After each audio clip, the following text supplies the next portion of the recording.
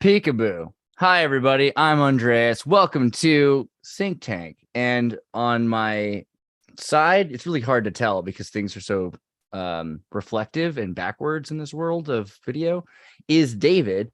And beneath right now is Chris. Chris, I'm going to move you over there. I think that just feels more symmetrical somehow because of the color schema, you know? And then Edward here working hard, as you can see, trying to please the customer who is always right and handsome. So, yeah, they're working really hard. I named the show A Zeitgeist of a Teenage Girl Volume 1. Actually, AI did because it thought that would be something you would appreciate. That's the long story short on that right there. I'm going to have to ask you to unmute, Chris, because like a cop would say something like that. I'm going to have to ask you to unmute, boy.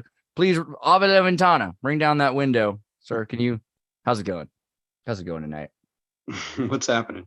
So I need you to send me that link of that video you made today. I want to show these people that video. There's a scene in here, guys. We're going to talk about this too. Copyright, blah, blah, blah, blah.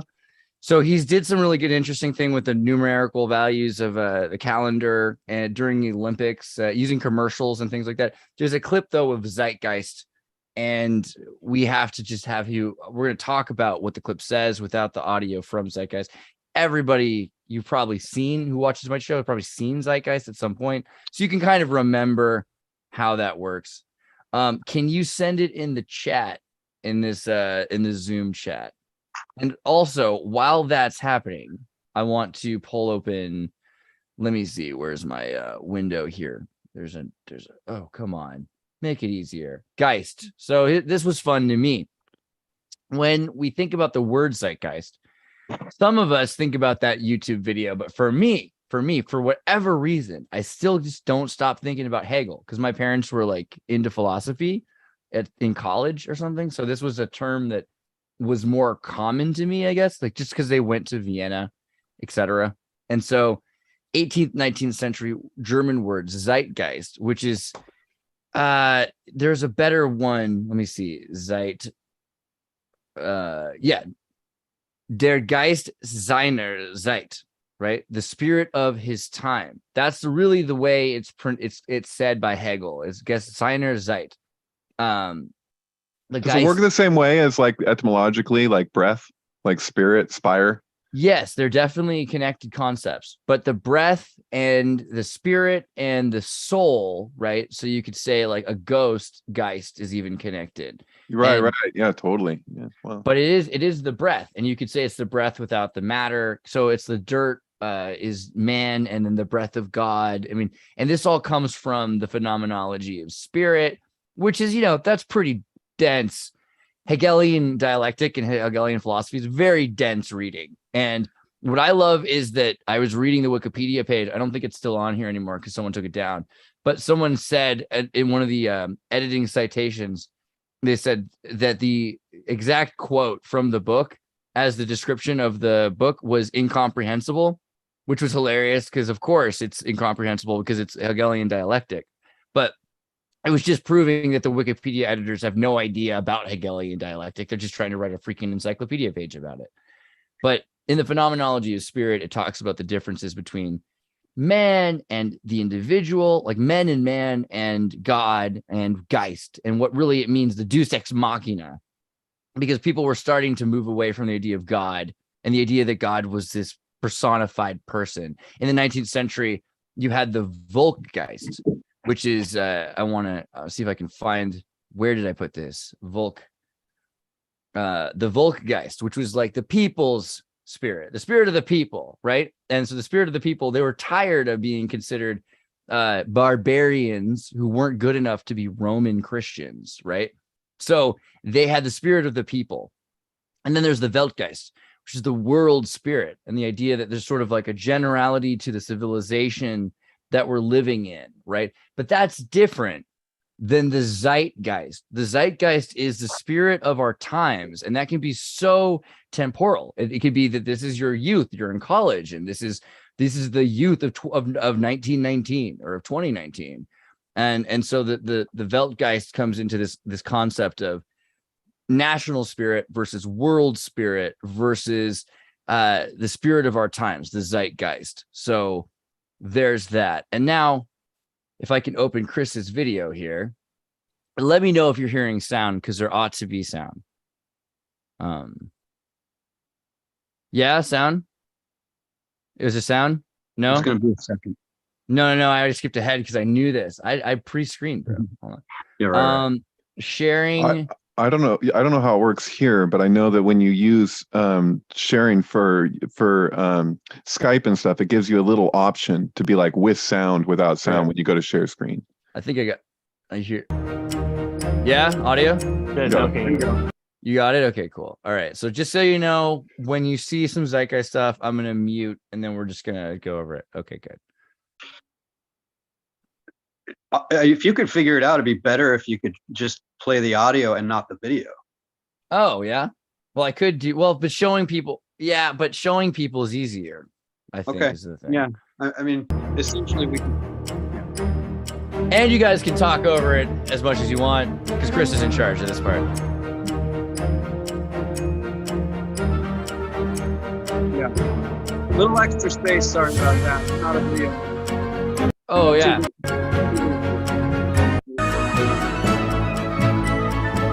I'll take it. I like it.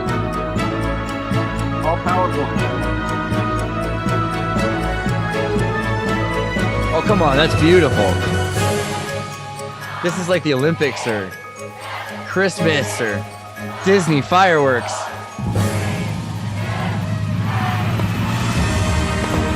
.93.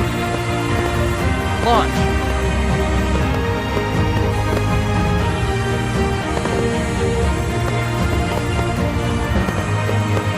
What is this theosophy? Right? Doesn't it feel like there is no religion higher than truth?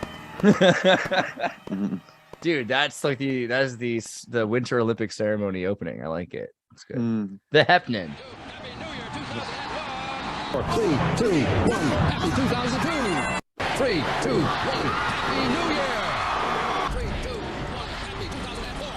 3, 2, 1, happy New Year, everybody. 3, 2, 1, happy 2006. 3, 2, 1, happy New Year.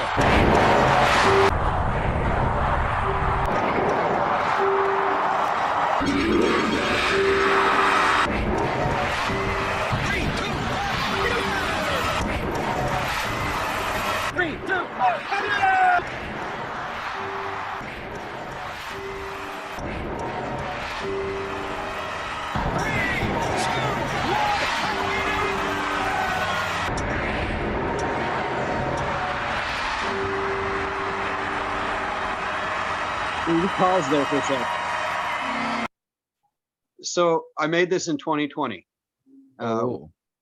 And so all the video I had to work with was from 2020 and before. So I went all the way back to 2000. And what I found interesting at the end of this little sync about how 2019 you couldn't see. It was all smoke, and you just couldn't see the numbers. Right. And then 2020, it's clear as day. Well, this is when New York dropped the ball, right? Well, we're about to get there. Yeah, we're going to get to where New York dropped the ball without dropping the ball. So this is like a tangent, but just because after this, I want to remember that I've been like, didn't know what to talk about tonight. I was super glad that you had this idea to go into this. Yesterday and through the night, I had a hard time sleeping because of this, and it was interrupting my dreams. Why midnight and noon are the solar points of interest rather than the eclipse points of dawn and dusk for 1 and 12, right? So there's a whole thing there. Read the history. Noon was 9. It was literally, I mean, it's nuts. You had, because there were like 3 sections of the day that they would split off, and then 3 sections of the night. But the day was what was important. That's when people needed. My God, man, this is like the biggest. This is when people talk about daylight savings time. This is in the back of my mind a way bigger issue that we should be really fighting about, because it's so confusing. It throws off everything that noon is not 9. It should be. And really dawn should be maybe 1 if possible. That would be. Hey, Armageddon is trending now. So Big time. I'm having a problem at the moment. You're Queen consort. You're blowing my fish load. Oh man. So this happens every time, but I mean, it's because synchronicity, it's because pareidolia. I could take it anywhere easily, but I mean, that's immediately noon. Noon means fish, Mm. right? A noon. Ah, That that's pretty is the correct pronunciation of the letter, by the way. So I have PowerPoint on this too, but I haven't made video yet of it. Yeah, so I mean, there's all kinds of places you can go from there. So the 9 inverted nuns in the Hebrew Tanakh, I think is the correct way to say that. The tonic. The Tanakh. So I probably pronounced it wrong myself. In the Hebrew tank. Tanich. Anyhow, Tanich. The old yeah, man so Tanich, they call there it. you go. Yeah. And I arranged those in a lot of different ways, and it actually Tanakh. turns out that you can get an alpha out of that. And then, so now we're talking about the fish alpha. And I mean, it's all over the place, but the way we could tie that back in is that the fish, one of the things they represent, the 2 fish, is the 2 poles. And you can go all kinds of places from there, obviously. You got yin, yang, and on. But so the 2 poles, the winter and the summer solstice. And we're focused in on the winter solstice, our current New Year period in the West, right? Of course, there have been lots of different ones, but I drew from Egypt to get this stuff. And you'll see that at the very end, a little bit of hint of that. But so I just wanted to mention the thing with the fog just before 2020, clear vision, right? All right. Yeah, dig it. That was what started all this, and how we got to the fish. Let me get this. There you go.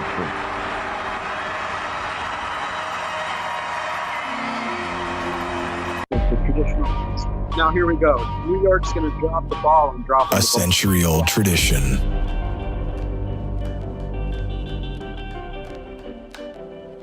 Inversion Of New York City.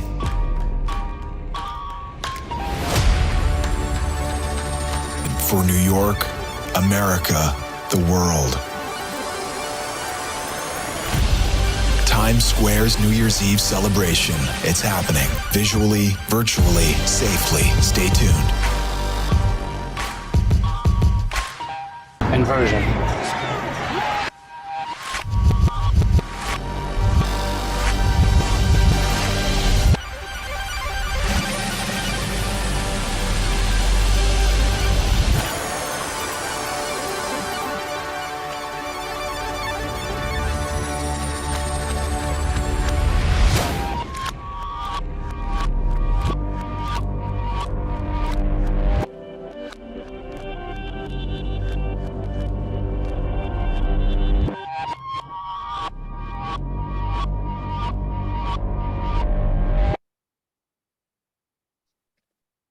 Jordan Peele, was it?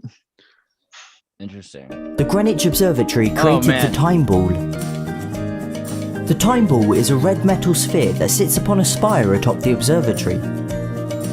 At 12:55, the ball rises to half-mast, and at 12:58 rises to the top of its spire. And then at precisely 1 o'clock, it drops back down, and I can assure you, it is very exciting. The idea was that sailors on the River Thames could see the time ball from their ships, and therefore accurately set their chronometers to Greenwich Mean Time. And today, after 185 years, the time ball still drops every day at 1 PM.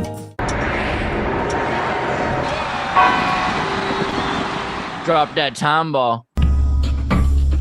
This is the sun. This is the sun. Yeah, duh.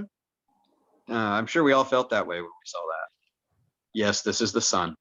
I've been there, but I don't remember the red ball. I can't. Oh, there you go. I'll read it. This is the sun, the cross of the zodiac, the figurative life of the sun. This was not just an artistic expression or tool to track the sun's movement. It was also a pagan spiritual symbol, the shorthand of which looked like this, and it takes forever for them to fade it. This is not a symbol of Christianity. It is a pagan adaptation of the cross of the zodiac. Yeah, you could say that. You don't know that.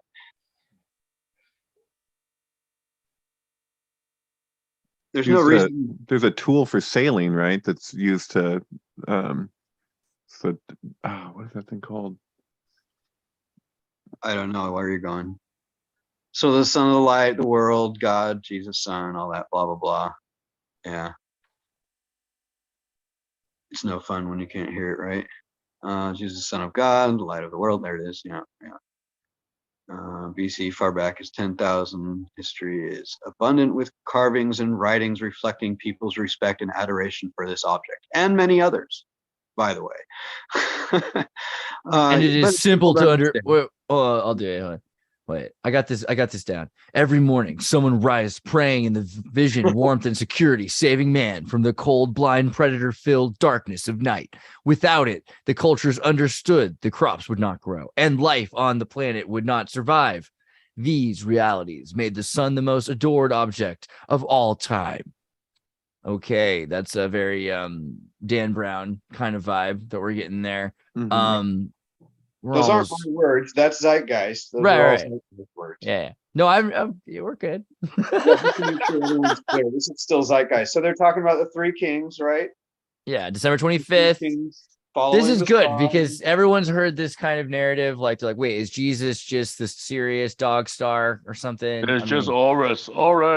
But this is good. This is let's get this down. What's the whole point? They adorn the new star in the east, Sirius, the bright star in the night, which aligns with the three brightest stars in the Orion's belt from the Men in Black movie. The three kings and the brightest star Sirius all point to the place of the sunrise in the vicinity of December 25th. This is why the three kings follow the star in the east in order to locate the sunrise, the birth of the sun music. Yeah. Right. So that needs some explanation, but I do a little bit of that coming up. So should we pause and talk about it for a second, or do you want to keep going? Yeah, if you want to. Yeah, sure. Go ahead. Yeah. I mean, okay, for a couple of things. One, right before we talked about this, I was talking about how I like their Geist and Zeit, because it's interesting, the spirit of our times. And Zeitgeist was this documentary that came out a long time ago now. It's like almost 20 years ago, right? Or something. 15, but right before it, David and I, at least, had seen Esoteric Agenda. Had you seen you know what I'm talking about? Esoteric Agenda? I haven't heard of that one. Let me pull it up. See, this is the thing that bummed me out. Ben Stewart. I may have seen it, but forgotten the title. Word. Fair. It was I couldn't forget it. Ben Stewart had made this documentary that was just, to me, so much better than Zeitgeist was at the time. Now, Zeitgeist did some really good things, and Zeitgeist Addendum talked about money, and I thought that was really important as well. But Esoteric Agendas, this was like before YouTube. This was on Google Video. We're talking days, and it was I haven't come across it. I've never seen it. Super huge. Talks about the spiritual connection. Also talks about the connection to the weather and the astrology and everything. But continues to show the spiritual aspect of Christ and Kymatica and the spiritual essence. It's very conspiracy based, and so you had like all those documentaries from Alex Jones at the time, and so this was kind of like, oh, we're going in more of an occult direction, which was happening then too. I mean, after Bohemian Grove and stuff, but it was usually like his documentaries were just very, this is what's happening, these are the the players, kind of shadow government type stuff. But anyway, yeah, that's exactly right. And the way I would probably summarize is that Zeitgeist was a documentary about the elite for political purposes, and Esoteric Agenda was like it was a documentary for people interested in what the elite were up to, and in terms of the occult. It's like, hey, what are these people doing it? Why what do they do? Why? And what do they really believe? And is there anything to the esoteric and to the spiritual side of things? Whereas Zeitgeist was sort of like, you should then create a communist dystopia called the Venus Project because God is dead. It's like, okay, I don't know if that completely threw me off the loop. And like, why do I have to live in a commune with a bunch of like futuristic communist commune with technological? Because Rockefeller financed Zeitgeist, allegedly. It's utopia, man. And of course, we're going to call it the Venus Project. Doesn't that make perfect sense? I mean, I just want to say, I want to go back and get a clip of you saying that again, Andres, because that was perfect. That is exactly how I see it. It was very well put. I never Well, put it in those words. I mean, but the thing is, you're still down with, and I'm still down with the data, because there's a lot of interesting stuff that's in the thing that are objectively, the numbers are the numbers. What people do with the numbers is a completely different thing. But I mean, just the fact alone that we're talking about noon being moved to the middle of the day and what that's done to our society, those kinds of things are huge, right? I mean, we don't realize how much that controls our destiny, what time we get up, how we act. You want to do something fun real quick on what's true, right? With symbolism, straight into it. The Egyptian hieroglyphs, actually. If you want to real quick, it should just come up. Look for the alphabet. It's not an alphabet, but they kind of adjusted one late. Let me jump in. If I type in Egyptian hieroglyphs alphabet, is that gonna do you? Yeah. Okay. Okay. So then there's the versions. Rosicrucian thing. Yeah. There's a few different versions. We're looking for one that has the line for oo, straight line for oo instead of the bird. For you. Yeah. I feel you. Straight. No, I'm seeing some curved U's. Bird. I don't even remember all of them. See, this is the thing. There's a lot of different versions. So this is almost like a straight line. It's like it's a banana slug. Well, come on, that's pretty good. Is that not right? You have to find. I don't know. Anyhow, so there's one version of it. It's just a straight line. It's just a staff. I like how incidentally, this U right here is the Debian logo, which look how.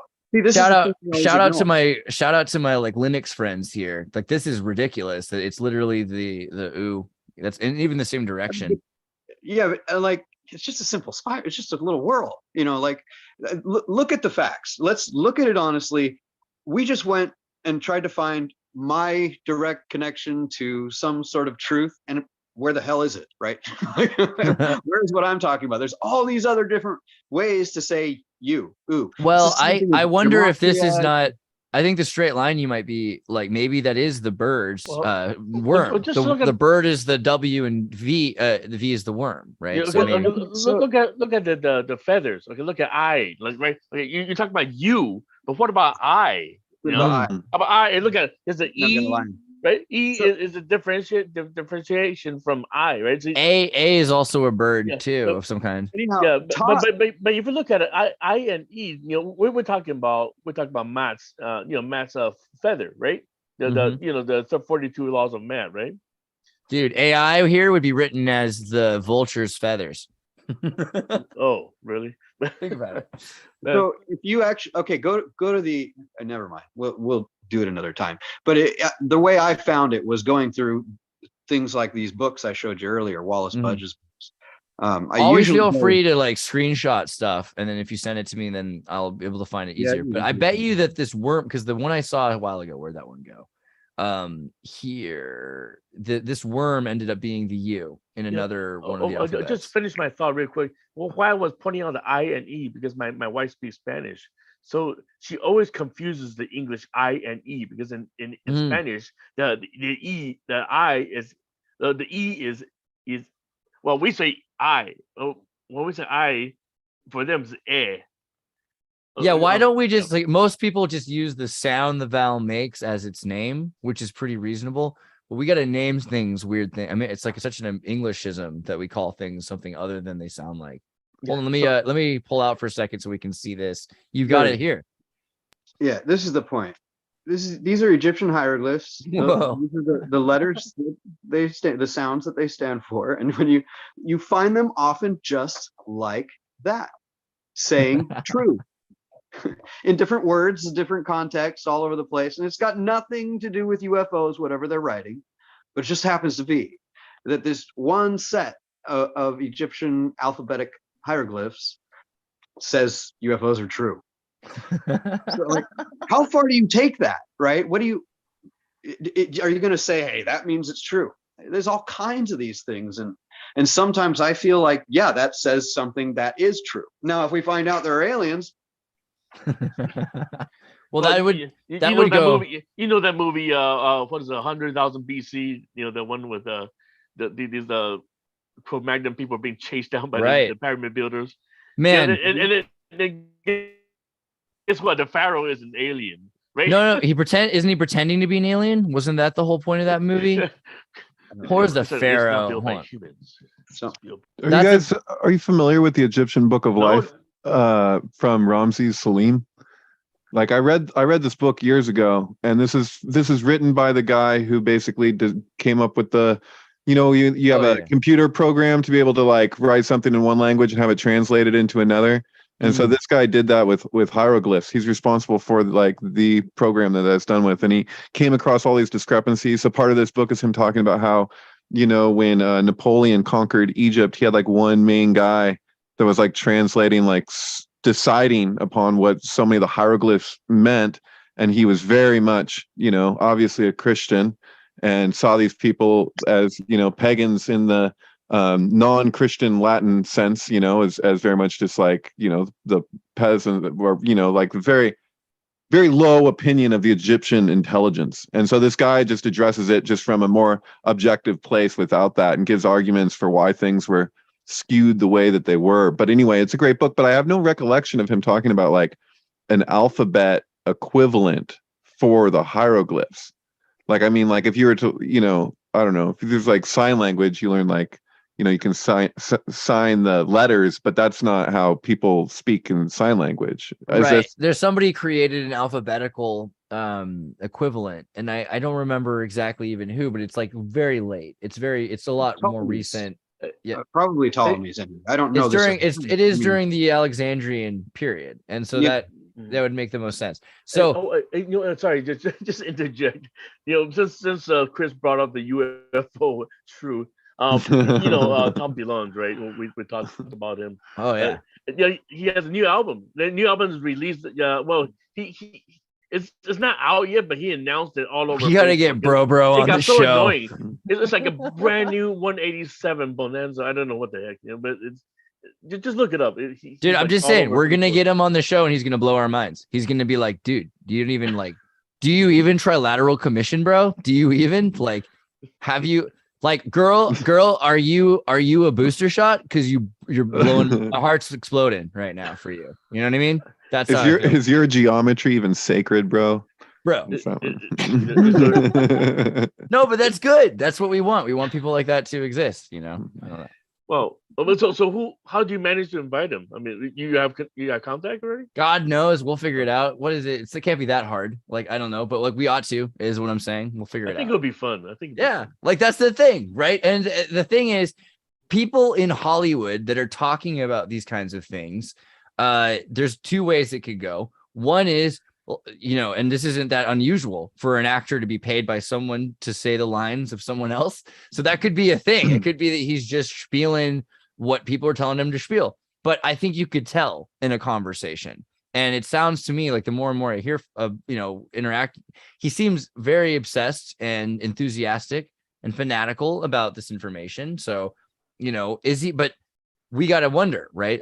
Who are the people who don't provide the information that they're trying to provide, gatekeepers? Is he what do you call that again? Where someone's make fake information, like a plant. The disinfo. I don't know. Yeah, disinfo agent. Is he a disinfo agent or is he not? And the thing is, some people seem like disinfo agents because they're just not very effective at finding the truth. And I think that too, yeah. It's all compartmentalized. People we handle the truth. Here's the truth. Now spread it. But he didn't know his handler is giving him the wrong. Right. People can be disinfo agents and not know it. Right. It's like Jackson Pollock was like financed by the CIA, but it's not like he was aware of that. Yeah. He didn't need to be. They're absolutely convinced that they got the right information, but they completely being fooled. See, I feel like this actually gets into Zeitgeist in that Weltgeist idea again, Worldgeist again, because you've got the difference between the Volkgeist, which is the people's geist, and the world spirit. So the nation and the world. And so this came up recently. I forget who did this. What's his name? Wooden Nichols. Somebody tell me if this is the right name for this YouTube channel that did this thing. But you got a lot of people that looked into Tartaria, and they haven't looked that deep, and then they hear some stuff that's ridiculous, and so they don't want to go deeper into the actual history and on the CIA Freedom of Information Act and all the things we know about Tartarian cover-up from Morals and Dogma in the 19th century. They think it's like a modern conspiracy theory, right? That is because, and they're not aware of there's a confluence of interest here between people interested in the world civilization and then the fractional quadrant system, having the world broken up into pieces that they cannot defend themselves. There's either a world power or there's the Tartaria thing that just came from the plot of Aliens versus Predator, right? That's where that originated. right, yeah. No, because again, Morals and Dogma talks about it like 7 times. It's a Zachariah Sitchin thing, right? Sorry. That's where we're at. No, but that's where we're at. People seem to think it's the Russians. The Russians, huh? I'm not. I think. I mean, I feel like the whole movement is almost reminding me of the Aryan. To track the Nazis try to track down the history of the Aryan race, but ultimately they'll discover, it's just a bunch of dark-skinned Iranians. Don't tell anybody. Right? Exactly. Yeah. Don't tell anybody what we found. It just God forbid. They just crossed the Armenian mountain. Dude, was that the equivalent? Noah's Ark. Was that the equivalent of Malcolm X going to Mecca and just seeing all these white Muslims and just being like, "What the hell? I got to go back and apologize to somebody who I called an Uncle Tom." I would like to hope so. I mean, so people don't think about Turkey in World War II and the Muslims, but speaking of like racial confusion, you look at Kanye West right now, right? He's wearing the White Lives Matter T-shirt. He's selling it like hotcake right now. Dude, with Candace, and he just like the same thing. He's like, where's that picture of him with Candace? The blacks are all original Jews. It's just like, wait a second, isn't that the Israelites? I used to listen to them on Venice Beach. I really wish I could find the picture of him with Candace, but Candace was just like, a puppy dog on a walk for the first time in a week. She just looked so happy at the event, and just it was beautiful. But he's like, hey, look, I just proved that Black Lives Matter is a what do you call it, a scam or something like that. And now did he say DEFCON 3 or did he say DEFCON 4? That was actually my sync because what do you got? Yeah, tell me. No, because just before he said that, I posted by the way, I'm banned from sync my own group. I'm banned from Facebook for a whole month. Oh, wow. So technically you're out of Facebook jail for 30 days until you get pulled back in. Right. I called for the execution of the CEO of Pfizer, but whoops. Yeah.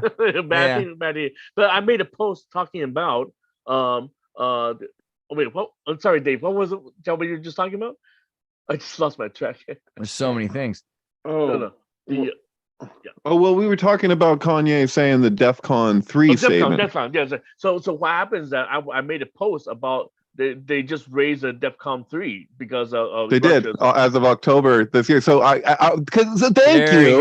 thank you, dude. I'm looking all over Twitter. I'm like, is anyone else going to point out the fact that we are actually technically at DEFCON 3 right now, as of fucking October of this year? So I'm like, so the statement, like, you're like, dude, the irony of that is really intense. And I just want to say, like, as a Jewish person myself, I don't see, like, I'm looking at Sarah Silverman's reaction, I'm looking at whatever, and I'm like, really now? Like, we're not. I feel like we are responsible for so much of the anti-Semitism that goes on, because it's like, can people just even have like.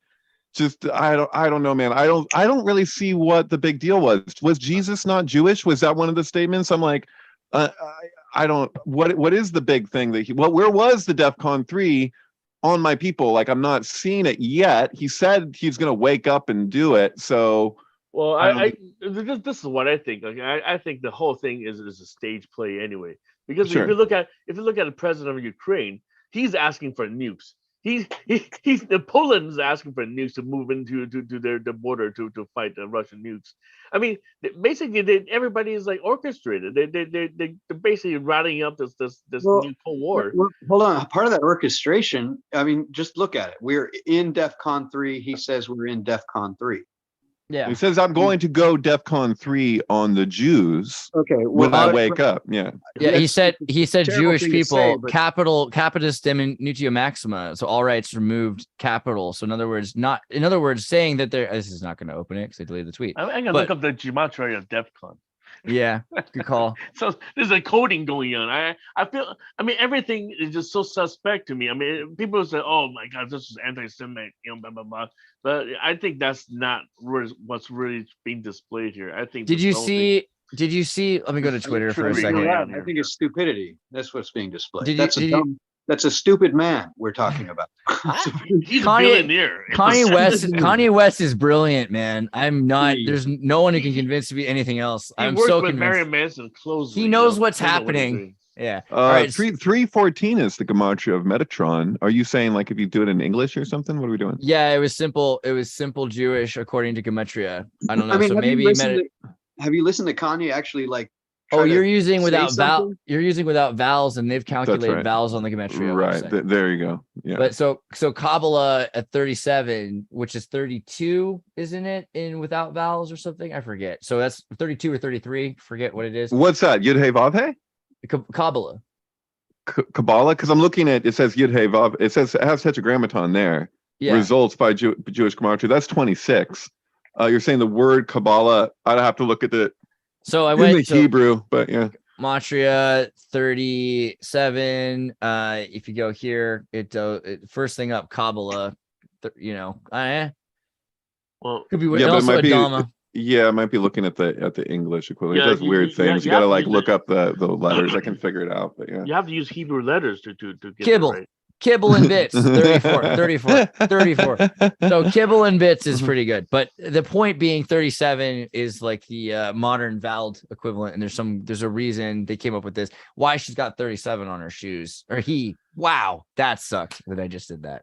Yeah, careful. Well, here's the thing. 37, from what I understand, is the magic prime. Is a prime number that okay, try calculate 37 by 18. Calculate that real quick. 37 Mhm. Times times 18. times Okay. 18. I was like, you want me to divide 18 and 37? Hmm. It's a fraction. 660. Whoa. Yeah. Okay. See, so and try 37 times 12. Might as well. Ah. Right, Yeah, see? there you go. So there's all these numbers that times 3, like 12 times is 4 times 3, right? So 18 is 6 times 3. So That magic prime. It Yeah. is one of the magic primes. It works the same way with 73 as well, and then we know the God number, or what the physicists call 137 also is also related to that. Mhm.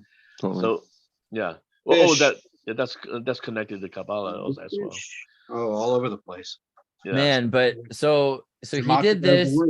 He got in trouble, and it turned out that what he was saying was equivalent to what's really going on right now, that we are in DEFCON 3, right? Oh, And you so- have this here. Thank you. I didn't. Oh, you didn't see that? I was like, I was calling out into the abyss for somebody else to mention the obvious thing there. No, yeah. Armageddon. Kanye West declares DEFCON 3 on Jewish people, syncing with my recent nuclear readiness level DEFCON 3 post, which I will find in a second, Eddie. Rule number 1: never bite the hand that feeds you. Yeah. Fair. Well, the one that feeds me. Yeah. We really are at the 11th hour, which is funny. 100 seconds to midnight on the doomsday clock, as Russians readies their nuclear I like to play up the arsenal. drama. I don't believe in any of this bullshit. Actually, I don't believe. No, in it's not. It's not until November of next year that he actually, sends a nuclear, missile at Germany. But right now we're cool. It's like that's November 2023. The thing is, I don't even believe those nukes are working anymore. I mean, how long has it been sitting there? They have never been refurbished, just sitting there collecting with the half-life. They work. They just don't know how to radiating. fire them. It's the same problem with NASA going to the moon. It's all Joe Rogan having that.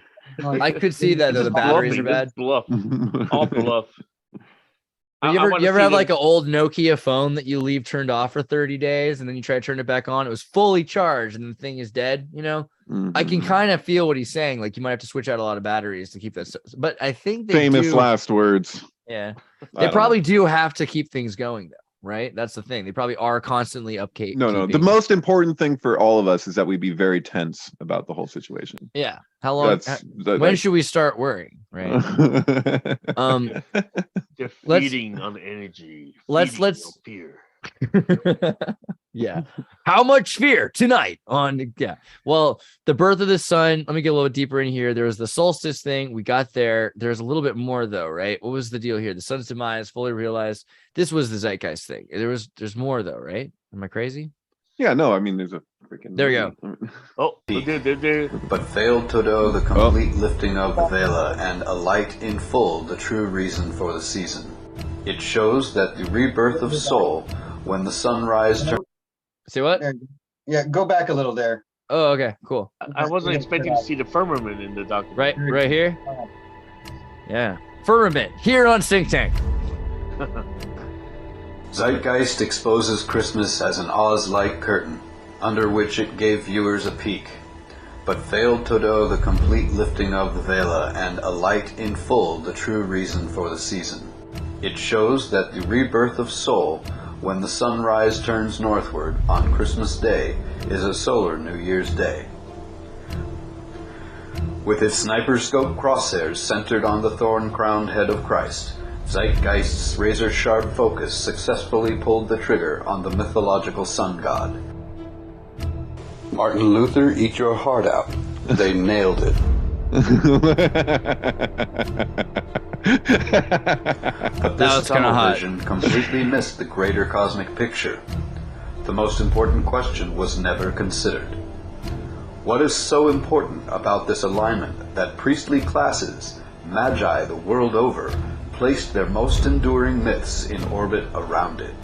Here, in the graphic that puts all Zeitgeist's understanding of the winter solstice star alignment into perspective, it seems to have incidentally or secretly placed an Easter egg for anyone who has answered this question to find. This is where Zeitgeist leaves off and symphony begins, an orientation of the Hetman. Right between the winter solstice sunrise and the stars that point us to it, there is a star that is dimmer than the stars of the alignment, but brighter than the background stars. The location of Zeitgeist's Easter egg star is precisely where another star should be, namely Turaeus, rope up, on the tip of the stern, just below the veil of the ship Constellation Argo. Turaeus is an Arabic name, meaning possessor, and this star sets possessing the western horizon as the sun rises simultaneously, possessing the eastern horizon. Each rises and sets at the same location as the other, meaning Turaeus is the possessor of the sun's path during its annual rebirth and the new year, the winter solstice.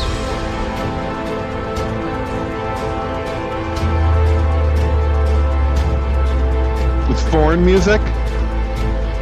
It is well known throughout the history of man. Is this the kind of music you put in your porno? No, it's foreign with an F. Only recently has it been my discovered bad. by modern astronomy, become integral to the study of binary solar systems and occult traditions, that Sirius is a two-star system, and Turaeus is one star, in the precise location of the sun's rebirth, at the new year, making this an alignment of stars, counting down and pointing to the new year. Hey, you know what, Andreas? I just dropped another link, another post that I posted back in February. Since you brought on Argo, this is going to be Argo sync. We'll go right back. It's like the climactic moment. Where'd you put it? Yeah, really. It Where was did- clean. Where did you put it, Eddie? I put it in the message on the group message. In the Yeah, in say- Twitter. Yeah. Oh yeah, cool. Okay. So this was just no, you can scroll down actually. No, I don't see. I don't think it's here yet. This is this. Oh, Up? It didn't go through. Wait, hold on. Try it again. Yeah. Something's wrong with Twitter. Sometimes it doesn't go through. What the Still, heck? Okay, look at this. Look at these adorable boys. I never even really thought about the weird like race car checkered flag on his neck. Either. Oh well, it's a checker. It's a checkerboard, you know. Yeah, It's a dude. I just checker. watched ABBA's chess musical. Freaking amazing. Oh, you just thought, ooh, good for you. 1989 4K. It's on YouTube. I like to Really? watch it Oh, you once can a just- you year can on the just- projector. Nice. That's on YouTube.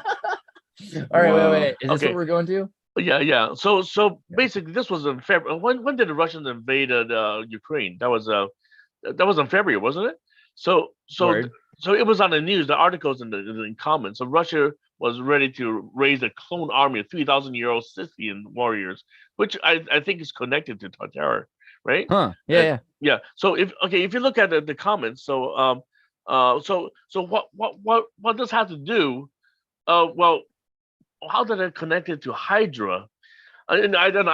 I posted this a while ago, so I might have to brainstorm again. If you look at the comments, I kind of connected the dots. Let me see So- here. All comments. Persian War about to expand Persia. Scythia. Should I start at the bottom here or? There you go. Yeah. Okay. If you go back up, I'll try to analyze. This is a good start. We can talk about the Okay. Turkic tribes here. We've got Arabia, and then you've got Dacia into the Germanias and Spain. So German Spain, the barbarian regions into the Uralic tribes. And if you look into Uralic and the connection to the Tamil language, as opposed to Sanskrit, because everyone's like, oh man, they all speak Sanskrit. Well, not the Finnish people or the Turks. So there's something to that. And the idea that there's a classist society because the, Anunnaki Aryan, Indo-Aryans who could speak Sanskrit, they're in this caste system where some people have to just work on toilets all day while you learn how to memorize the Bible or whatever the Vedas are. And then the Uralic people, which all have Turkish has 17 freaking cases in its language. It's not just he, she pronouns. It's beyond they and je. It's like thou. And there's how you talk to your friend, stranger's boss. That's its own case, just for perspective. That's how classist of a society the Uralics had. All right. Sorry. Little tangent. But okay. All right. Yeah, I'm sorry. I'm trying to connect the dots here because in order to raise, let's say in Argonauts, right? In Jason Argonauts, we're talking about Argo, right? Mhm. And to raise the dead, you need to use the Hydra's teeth, right? The Hydra's teeth with the venom will raise the dead, the skeletons. And so I don't know. I mean, teeth is a good one. Everybody loves teeth. Let's do the Yeah. teeth thing. Have you gone into the Tooth Fairy? Tooth Fairy is freaky, man. So let me see seriously, not I just just the gave movie. $20 to my kid for dropping a teeth. See, all right. So let's see. Vikings wearing teeth. I know. This is Emily likes this story. The Vikings would take the children's teeth and wear them around their necks as good luck when they went into battle, and so that's where the Tooth Fairy came from. Came from dudes wearing kids' teeth, and during the Middle Ages, other superstitions surrounded children's teeth. In the northern Norse culture, written in the Eddas, the tooth fay, it's a fee paid for when the tooth is lost. So otherwise, they would take the kid, but instead, they get the teeth, and by wearing them around the neck, they would survive crazy battles all the time. So I think there has to be a connection to the Hydra at some point. Okay. Well, all right. Well, I'm trying to put it together because this post was made just before the invasion began, and then now you just showed Zeitgeist talked about Argo, and now we have all the mobilization of Iran, because these are all connected and these are all the same armies, and anyways, okay. Anyways, well, this is something more cohesive later. No, but yeah, that's guys for the point of this story, because we did hear that Russia was going to clone super soldiers. They were saying Russia wanted to clone Russian warriors, and then when they got more specific, they said Scythian, right? So the Sith. So the fact that we're getting to the point that they're cloning these ancient super soldiers, as in the and this is the thing. I wish that I did this map the other day, the evolution of man from monkey, right? Is there a map like this that starts with gods instead of man from Anunnaki? Do they have that kind of a map? Because that's what there we go. This is what we need. We need this map, and it should probably go, gosh, it has to go right to left. I didn't even think about that, but that's important. Okay. Little sideline there. But I'm going to rewind this just a little bit just because of the full emphatic point of what recently has it been discovered by modern astronomy, become integral to the study of binary solar systems and occult traditions, that Sirius is a 2-star system and Tyrrheus is 1 star, in the precise location of the sun's rebirth at the new year, making this an alignment of stars counting down and pointing to the new year.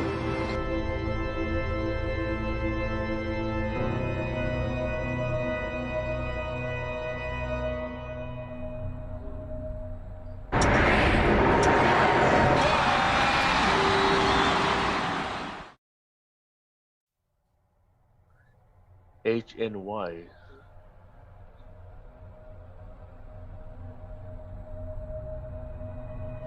Symphony is calling this stellar New Year countdown alignment the Hepnen, after the Egyptian words Hep and Nen, meaning turning of the winter solstice, in the ancient Comitian language, used also as an acronym of Holiday for Every Person and New Era Nativity. There are many more incredible attributes and interesting details of this alignment to be described in future Symphony documentaries. For now, you are encouraged to study independently and check the facts here relayed. Above all else, this winter solstice, have a very happy Hepnen. Did you make this, Chris? Oh. Oh, mute. You muted. There you go. Yeah. Most of the effects are PowerPoint. Obviously, took a little bit from Zeitgeist, just a little bit. That section is important. I mean, it is really strange how things all kind of line up. They have this star in the right place, just sitting there silently. Nobody knows, not even them, I assume. I mean, I don't think they know this. And it happens to be in the arc. Now, if you're looking for Christian symbolism in the stars, you're looking at Orion, somehow you find it. You see Sirius, a dog, somehow you find it. The arc, no, I don't see nothing. Really? Like, what? How did that happen? Now, you mentioned Jason and the Argonauts. That's, to me, a solstice story. You can go with either one, winter or summer. The point is that Jason goes to retrieve the sun, the golden fleece. It's the same deal. You can say the golden fleece is reflective of the zodiac, right? So, like in my other video, they can watch that on their own. You guys can watch it on your own if you want to. We don't have to go through both of them. And the other one, it shows how Orion's belt rises and sets and has for thousands of years right on the eastern line and the western line. It's literally a belt riding the belt.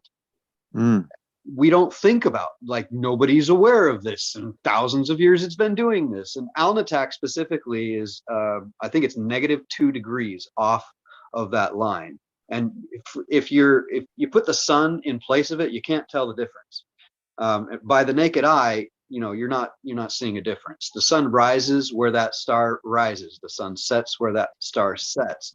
I'm Alnitak, not this other star right now. How safe is this video, by the way? In those places, what's that? How safe is this video? Roll the dice. Let's do it. We're already this deep, I think. Okay. Cool. Shut up. Play it. Let me go back a second and make sure I got this. Symphony, orientation, equinox, correlation, Orion Giza, correlation theory. Are you guys familiar with that? No, wait. You mean the correlation theory? Yeah. The idea that they're on the same lines as Orion. Let me see the map. Yeah, the matches, and also it matches. It's a Graham Hancock fixation too, isn't it? Yeah. Well, Graham Hancock's friend discovered it. What's his name? Robert Bouval. So check this out. There's a guy named Robert Temple who wrote a book called The Sirius Mystery. Didn't we interview him on Always Record? Feel like we may have. Robert Temple? That would have been cool. Yeah, no, we did. Somebody wrote a book on Sirius we had on there. Remember? His book is so long. Or maybe no, it was the Venus blueprint. I got it all mixed up.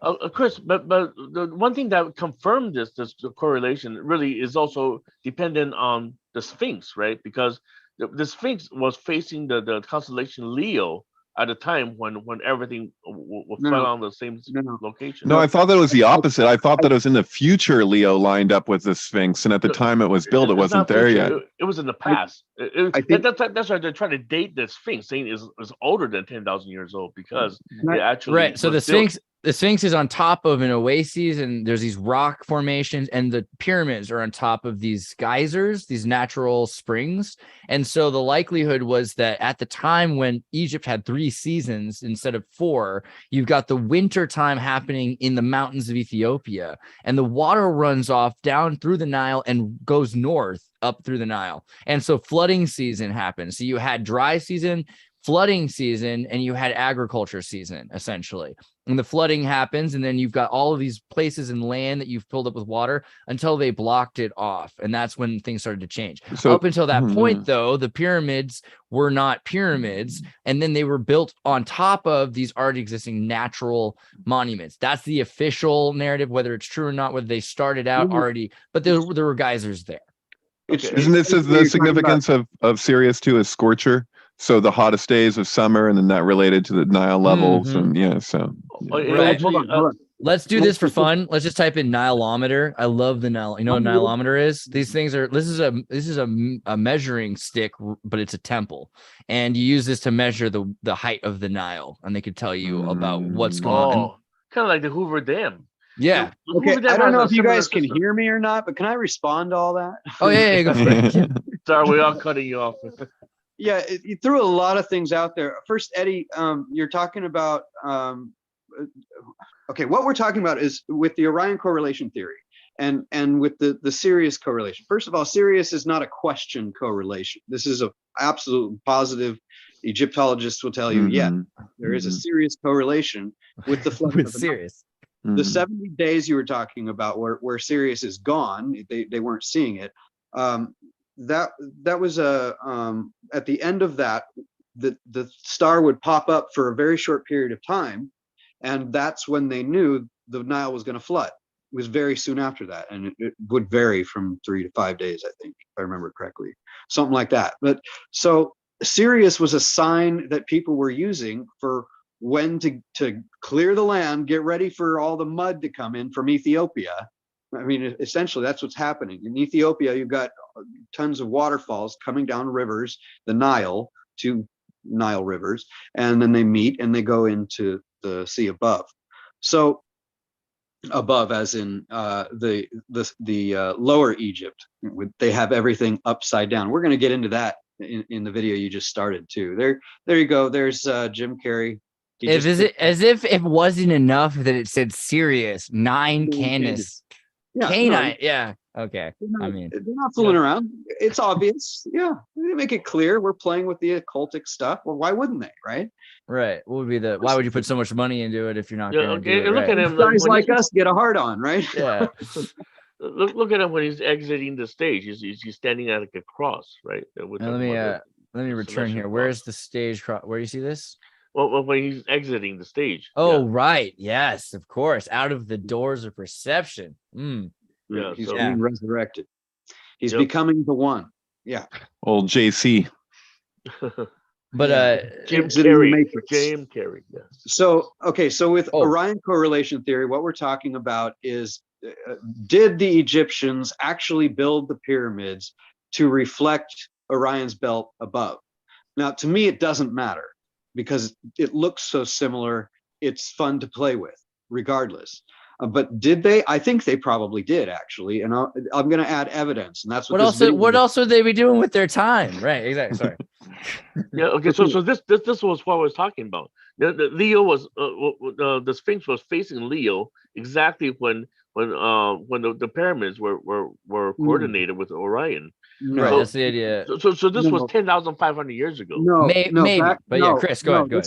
That was the thing you said that I needed to respond to. Okay, no, Orion's belt would be in the east. It's always been. That is bullshit what you're looking at. Go get Stellarium, take a look, go back thousands of years. Orion's belt's still over there. So you don't, what Stellarium, 10,000 years, 20,000 years? That's what they're trying to do. They're trying to do this ancient pre-Tartaria. The world was just a vampire at the time, a baby vampire. Stellarium's a stargazing app. Oh, okay, yeah. But is there a picture of it that'll be like that's Constellation of Leo? Oh, yeah. It was Stellarium and PowerPoint. Hey, so with microscope, telescope, and with the other, that all comes from NASA, right? So it's like when you're looking at that stuff. But do you know that crazy thing? Like Sirius was kind of photoshopped out, so you can't see it in any of those, which means it was apparently NASA that censored Sirius. You know about this? I don't know anything about NASA censoring Sirius. I love It's been that way for gosh. freaking years. Actually, in Sorry Cassandra, but yeah, I would show people that pretty regularly for a while there, because if you go to any of them, any of those, there you go. That's what you'd see. If you This is see the way it's been. Is it still that way? I don't know. I haven't looked recently, but so is this? I mean, blocked Oh, I out. see what you're saying. Yeah, okay. I have a picture of a meme where it's a smiley face Sirius there. B. You're saying Sirius B is blocked Right. out. Yeah, the second series, the second star. Right. And that's the one that was worshipped by so there's like the idea of the Sirius stars. You got the Sirius B and dog. Yeah. And so those that worship the queen and those that worship the lone dog, right? Because so the and then if you look at was it Papua New Guinea? is that related to what is it, Anubis?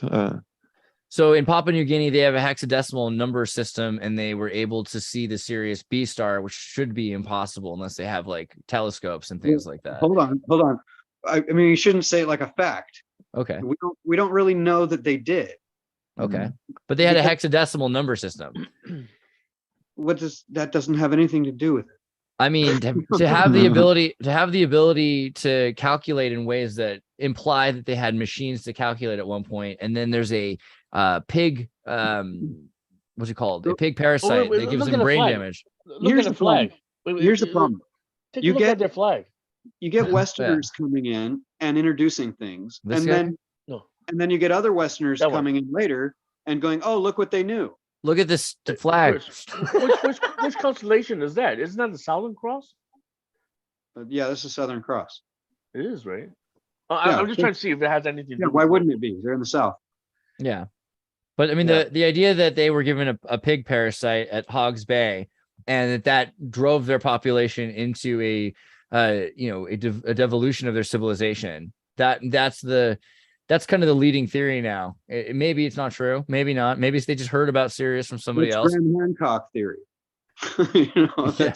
That's David Icke theory. That's these guys who aren't really honest. They're selling books. All right, I'm open. Tell me, what do you think? They just know about it? How do they know about Sirius? They probably didn't. Matter of fact, they probably didn't know this. They think there are 3, not 2. So first of all, we don't know if there are 3. It's possible. It's just like some people say it's possible because of the math, because of the way things work out. It is possible there's some sort of second sun. Most of your scientists, your astrophysicists, they're going to say no, that it isn't, and they probably could explain it very well why not, but I don't know why not. I love that there's a place called Sirius in Papua New Guinea. That's friggin' weird. I didn't know that. Hey, Chris, if I might go back to Orion, have you been paying attention to Beetlejuice? Sure. Yeah. Beetlejuice, is that? Beetlejuice, which is part of the Orion constellation. It's the shoulder of Orion, right? Right. Kanye West came out against the Beetlejuice this week. No, I'm just okay, and it's the anniversary, and also this has to do with Alec Baldwin killing somebody too. So I just made a post. Can you open my post? I just put it. Is it in Twitter? Twitter, yeah. So I actually made several twists because I've been following because Beetlejuice. Did I pronounce that correctly? Geist. You go with that however you want. It's open to interpretation. Honestly, though, Geist. Since tonight we're doing the Geist, it's Geist. Let's go. Yeah, it's Geist. Okay. Right. So Beetlejuice has been dimming for the past 2-3 years. I mean, literally, it's about to go supernova. Dude, someone has to change that bulb out, right? Yeah, and as you know, also. I'm also trying to correlate with Blade Runner because to talk about the battle of the shoulder of Orion, right? Baddie was saying that before he died, right at the end of the film. Right. So insert visual aid here, right? Yeah. He's basically the children of Orion. Yeah. And also he died. Well, his what do you call it? Not inception date. His inception date was around the time when what was it? 2019. I think it was 2019. Yeah. So that was the time when Beetlejuice began to dim. So yeah. I mean, I documented it. So I really feel something is going on, along with if I look at the post, did you open my post? Is this the wrong post? Oh, sorry. I thought no, that no. was what you sent me. This thing here. Got it. This, My bad. yeah, that one. Yeah.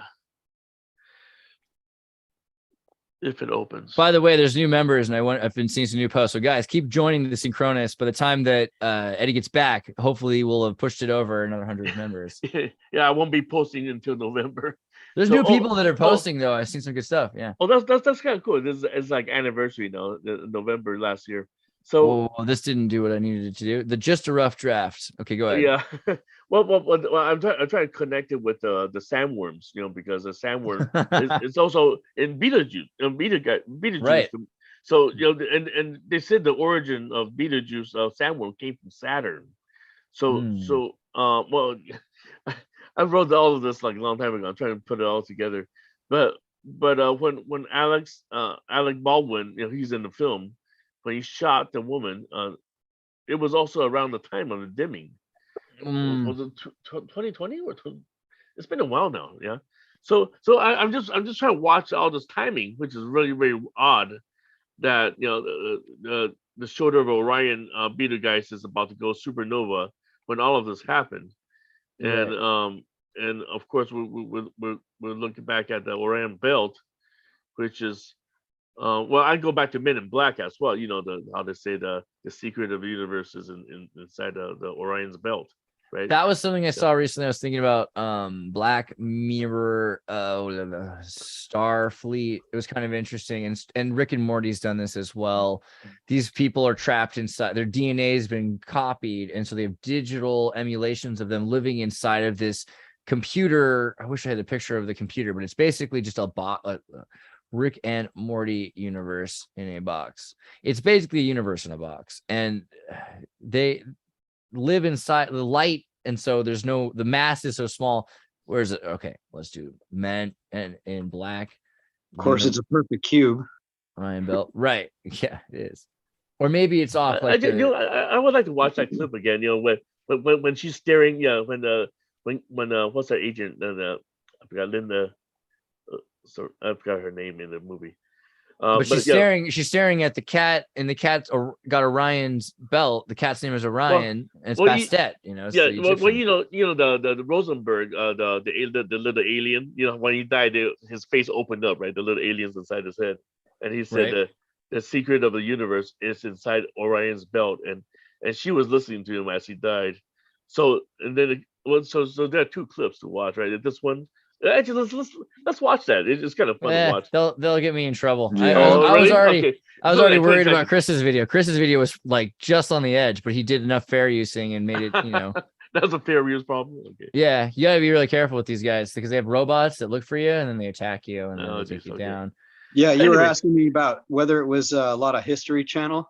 Yeah, you were asking about the first video. Well, the second video, this one, there actually is Robert Bouval from the History Channel. Yeah, and I saw you had the other guy, what's his name, Emoto Kamada. Yeah, he did a little thing about what does he know about it? I like him. All right, he's a pundit and he's allowed to be. Yeah. Hey Chris, I told you I went to ayahuasca with Graham Hancock. Right. Yeah.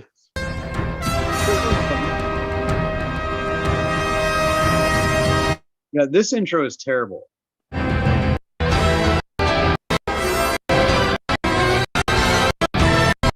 Well, I did like the second one better, but I do like the visual. The visual is great. Well, did you catch Swift music-wise? Say it again. You guys should actually, that's a sync thing. You should actually go back and listen a little bit and see if you can catch what the songs are that are playing. Oh, well, really? That could be a whole other issue. Well, not really, because they're changed more than 8%. I promise. Okay. Oh, yeah. They're going to be, if I get in any trouble, though, I don't know, deal with it. Let's just go to this guy, though. Let's see. Okay, but what do you think they were? Well, Merry Christmas, ding, ding, ding, ding, ding. I could do Rock and Roll Jeopardy. You got that one. There's more. I didn't do all of them. That song reminds me of the Rules of Attraction. That was the opening song. Yeah. So 2001: A Space Odyssey. Oh, there's in there too. Oh, okay. And Oh, I thought it they're was- crossed on top of Overlap. each other. Thought it was Diane Warwick. Got to get off this Oh. merry-go-round. But I know it sounds terrible, but there's meaning in it. It's like, this is how I feel about all this. That's fair. I feel that way. All right, University Television and the Physics and Astronomy Department of College and Science did not release this video. We are using it under fair use. Make sure you check them out. Orion, the Celestial Hunter. Hi everyone, I'm Daryl Heath with the Hi, UAL Daryl. College of Science. Welcome to the night sky. I'm a Well, scientist. If I had to choose my Orion. favorite among the 88 The man with officially the recognized loincloth. constellations, I'd have to pick Orion. Orion If you had to is pick his favorite widely recognized constellations. Okay. I'd have to pick Orion. Orion is widely regarded amongst Icebreaker. stargazers as the brightest and most conspicuous of our constellations. Visible in the northern hemisphere evening sky from late autumn to early spring, Orion shines at its very best during January and February. Nice. And if one of your New Year's resolutions was to learn the constellations, then Orion is surely the best place That's to start. Dude, that's a good New Year's These texts resolution. repeatedly tell us that the king becomes a star in the kingdom of Osiris in the constellation of Orion.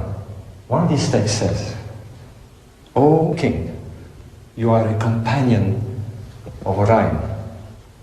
And another text says, may you traverse the winding waterway, the Milky Way. Robin Duvall there. Dude, wait, I And was may gonna say you William go to the Dafoe looks place really good in this scene. where Orion is.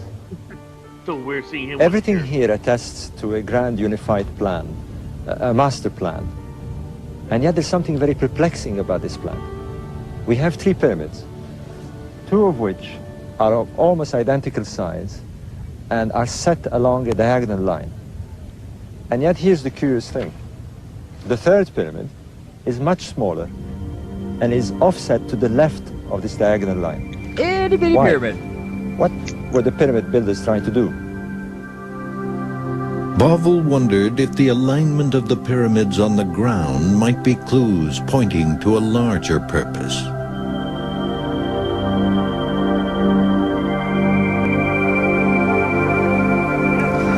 The problem had been nagging me for years, and on a night like this, sitting in the desert with a friend of mine, he was telling me how the star Sirius would rise, and then he pointed in the sky and showed me the belt of Orion right above. And he said, you notice how the 3 stars run in a row, but at the top star, the smaller star, is slightly offset to the left. And suddenly I had it. Bovell had realized the pyramids might be a terrestrial map of Orion's belt. What does this alignment mean? Was it a coincidence? The ancient Egyptians built 3 great pyramids that are slightly misaligned. Did they have bad ruler sticks thousands of years ago? The 3 Adorable. pyramids seem to be aligned to the 3 constellation stars of Orion. It has been claimed that the layout of the 3 major pyramids on the Giza Plateau, including the Great Pyramid. Oh, well, that was a Griffith Observatory director. Yeah, Griffith. Yeah, yeah. I live right next to it, so. Yeah, if you replay that other video another time, you can listen to the intro music. It actually kind of sounds like Back to the Future. Oh, speaking of which, Dude, there's another scene. you know what freaking sucks, man, is that Joe Alexander, like one of his best, probably his best video, like he's got a lot of videos out there. It's lost for pretty much forever. Like there's like a low quality version of it that exists maybe on YouTube, but he had it on Vimeo, and it shows you the Griffith Observatory, all the films where they go through the tunnel and how many times Christopher Lloyd is on the other side. And so it's like obviously Back to the Future, like twice or whatever. The Page Master with Macaulay Culkin, at the very beginning of the movie, Macaulay Culkin rides through that tunnel and then he goes directly to Christopher Lloyd's home. And then Buckaroo Banzai, what is that, Fifth Dimension or what? In the Fifth Dimension, love that movie. And same thing, but Christopher Lloyd is playing the alien. He's one of the aliens, and so he's in the vehicle in the tunnel. So like, yeah, and then Back to the Future, obviously, it's the flags that are hanging that lift him up with the hoverboard when he's on the other side in the time machine. But yeah, Here's another strange thing, because since you mentioned the Buckaroo Banzai, I was watching Ready Player One last night, and he was dressed as the main character of Buckaroo Banzai. I think I think you gotta watch the Ready Player One. It's got crazy like Kubrick scenes in there, dude. along with yeah. the a lot of the DeLorean syncs as well. Because man, what's that new one that Amazon has right now? Amazon Prime show. Check out my screen right now. Can you see that? Yeah. I just walked outside, and other than the lamppost, the street light, you can see 3 planes. Oh, now one's gone way off. Anyhow, it was Orion's belt in the sky put by planes. Sorry. Ooh, trippy. Yeah, sinky. Hey, can I tell you something really crazy about fucking Ready Player One? So like the same year that Ready Player One came out, Oasis did like their last big thing. Like I'm not a huge Oasis fan necessarily. What's the story? Morning Glory goes with the film Wonderwall, produced by George Harrison, insanely well. But there's an album that's like the big compilation of like it's like the ultimate Oasis compilation. So you know that the goggles that they put on, this equivalent of Meta or whatever in the movie, is called Oasis. So like if you play that Oasis album starting at the second that the movie starts, it'll go exactly 1 minute over the length of the movie. The last line that you'll hear right before it cuts, like if you just like cut it right there, like where that minute mark, then it'll say I need more time will be the last line that you hear. The album is called Time Flies. In the movie there's the thing that they call Zemeckis's cube that allows you to go back in time at exactly 1 minute. And it appears to be like encoded with the album that way. It's totally bizarre. But what's great is when I put them together, it's on the website. But the only time that I turn up the volume on the film is when the Steve Jobs type character or whatever, he says, if you push this button, it'll turn Oasis off forever. And so if you experience the sync and you've been listening to, the album doesn't have to repeat. It's that long of an album. It's the full length of the film and exactly 1 minute over. So like if you've been listening to Oasis all that time, and he says and then right after, so there's a silence in between songs or whatever, but there's this loud applause that goes for like a while, like people screaming. It's like towards the end of the album. And so like when he says that, it has a really interesting effect, because it's like push this button, it'll turn Oasis off forever. Then you have a bunch of people cheering, and this is the end of Oasis. Like Oasis isn't going to produce anything else. It's the end. The band is over, and so like the band was over at that point, and so like it makes it. I don't know. I'm just. Yeah, actually, Andreas, I just dropped my just coordinating with what David said. If you look up I put it in the message. There are 2 Ready Player One posts. One is about the Saturn cube, and then so yeah, it's called the Zemeckis cube, as you said. Yeah. And also, actually, can you look down at the comments? Let me see. It has a huge amount of comments involving a lot of people. So if you look at okay, hold on. It's all these things I have to compile them. Let's see. Of course, they have the DeLorean time machine, which is also directed by Robert Zemeckis. And also also do you see Saturn as well at the very last scene? Okay, if you look at the Holiday is the creator of the Oasis, right? Actually, I'm also trying to see if his name means anything. So if you scroll down the comments, you should see there's one picture. If you don't see the picture, I can copy and paste. Which one are we looking for? It's the one in Saturday. Yeah, that one. Yeah, that's the ending scene. Yeah, that's what I'm talking about. That's the scene where he says if you push this button, it'll turn Oasis off forever.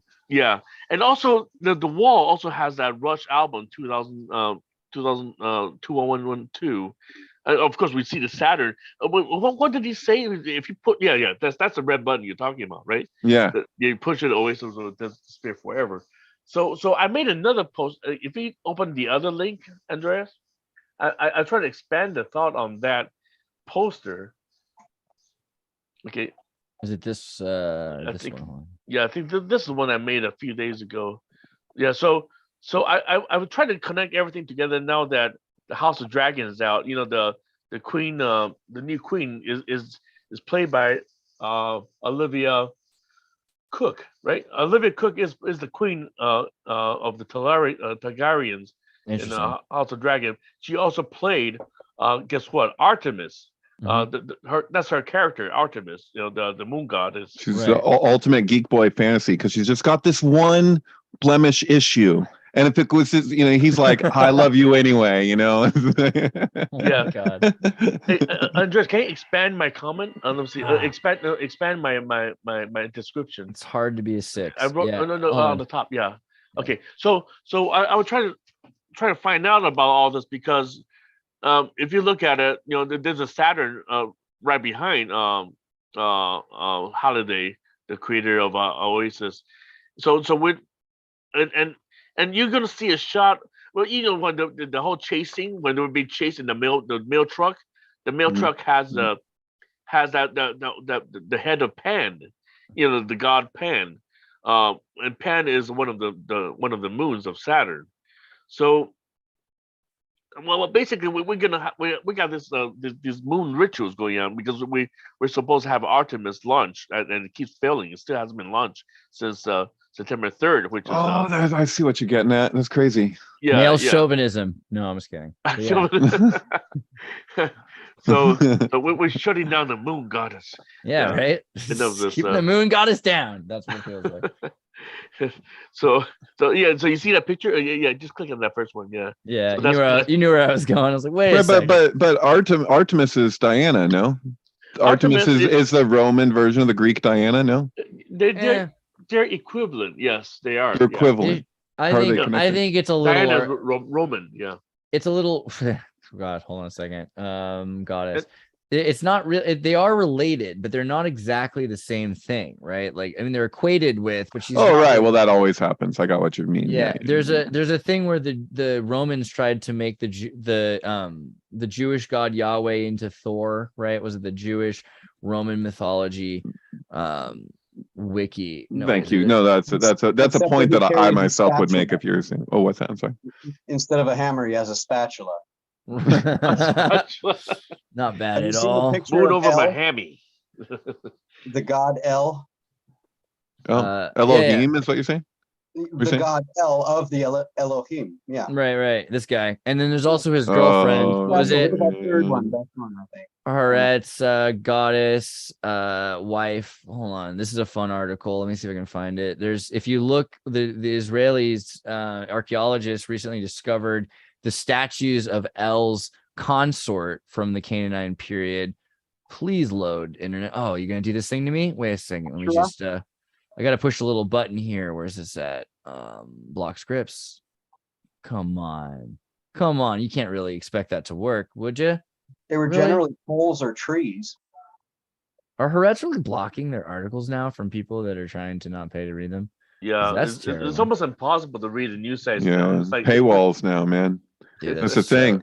If you want to look at like all like New York Times too, or like any of this stuff, it's like there's always a damn paywall, and then you're like, oh well, what do you know? Fox News doesn't have a paywall. I wonder why so many people gravitate towards Fox News. Well, it's generally free, so that's. Hey, CNN does the same. CIA does the same thing with the other one too. You know what I'm thinking? I think there's a pattern here. They're only funneling where they want the next election season to work out. Asherah, they're redirecting people. This is what I meant though. Asherah is the god's wife, which is good. I think we need more of this going on, the Asherah thing, because that's the El Aya in the Arab Spanish thing. El Aya, he, she, the love, the Asherah, and El and Asherah. That's a dude. What? Dang, this is on the Beetlejuice wave. I'm just saying.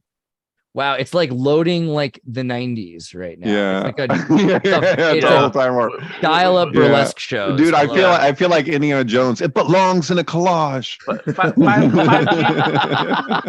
5G is a new dial-up modem. Yeah. Wow.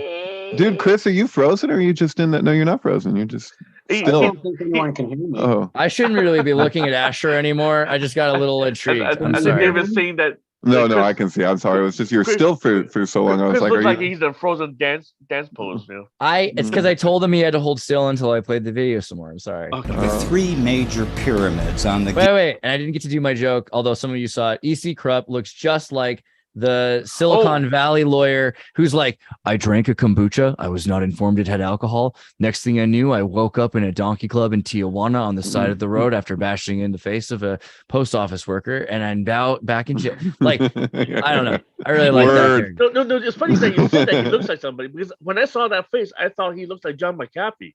Yeah, I mean, he's definitely got some that Krupp. There's that Scotch German plateau, including the Great Pyramid, are set on the ground to mimic the 3 stars in Orion's belt.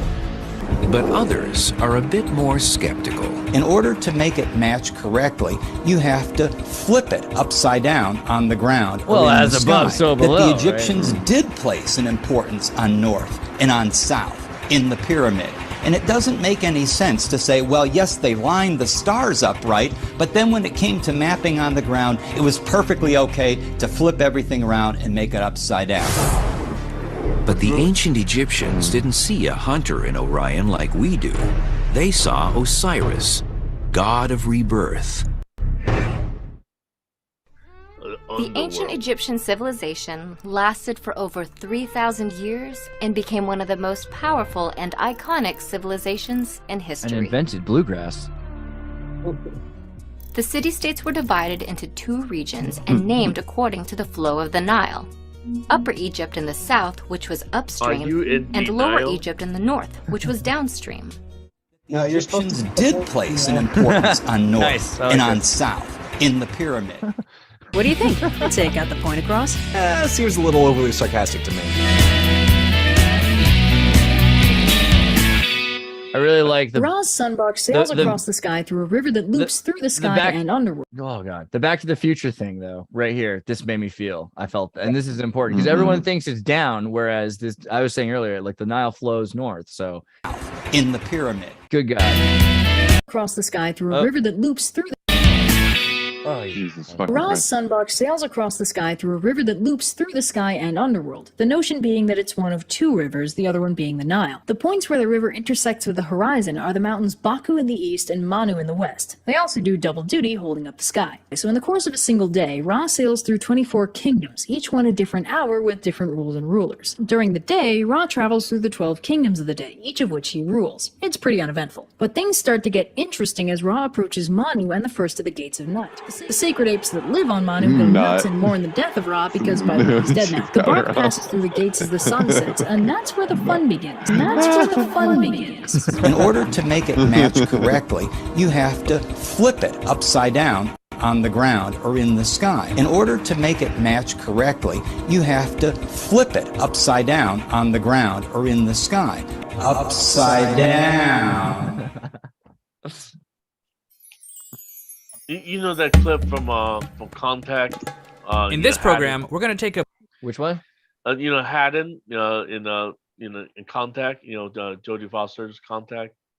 Haddon. Yeah, yes. Haddon, the mad he's I was about to say, I love this image here. We've talked about this on Always Record quite a bit at one point, because it's like, yeah, it ended up being like the Hillary H too. It's weird, the 2 towers and with the pathway between.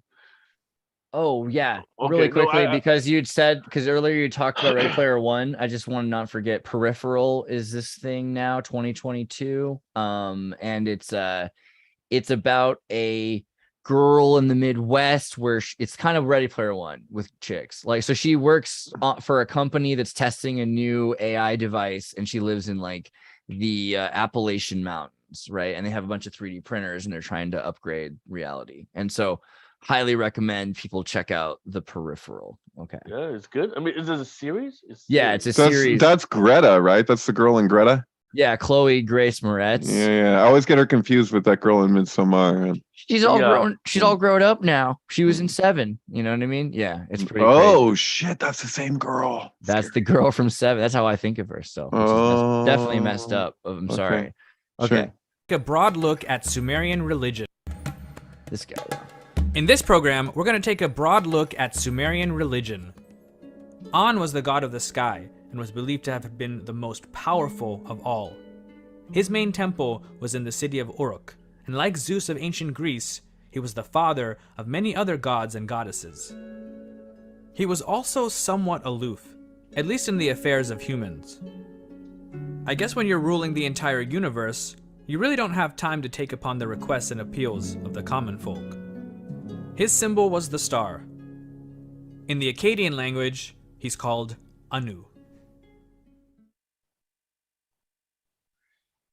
So that star, the star we see in Eyes Wide Shut, you know, in the Christmas party, that 8-pointed star, that 8-pointed star, yeah. There's that Nicole Kidman throughout her entire career comes across 8-pointed stars over and over and over again. Watch the end of the Stepford Wives remake. She dies on an 8-pointed star. It's like Bewitched, the whole thing with the star. She'll be on the stage and she's just surrounded by 8-pointed stars. It just happens over and over again. But anyway, go on. Oh, interesting. No, I'm listening to that. I just started thinking about that. Well, that's not the. It's also an Emerald City.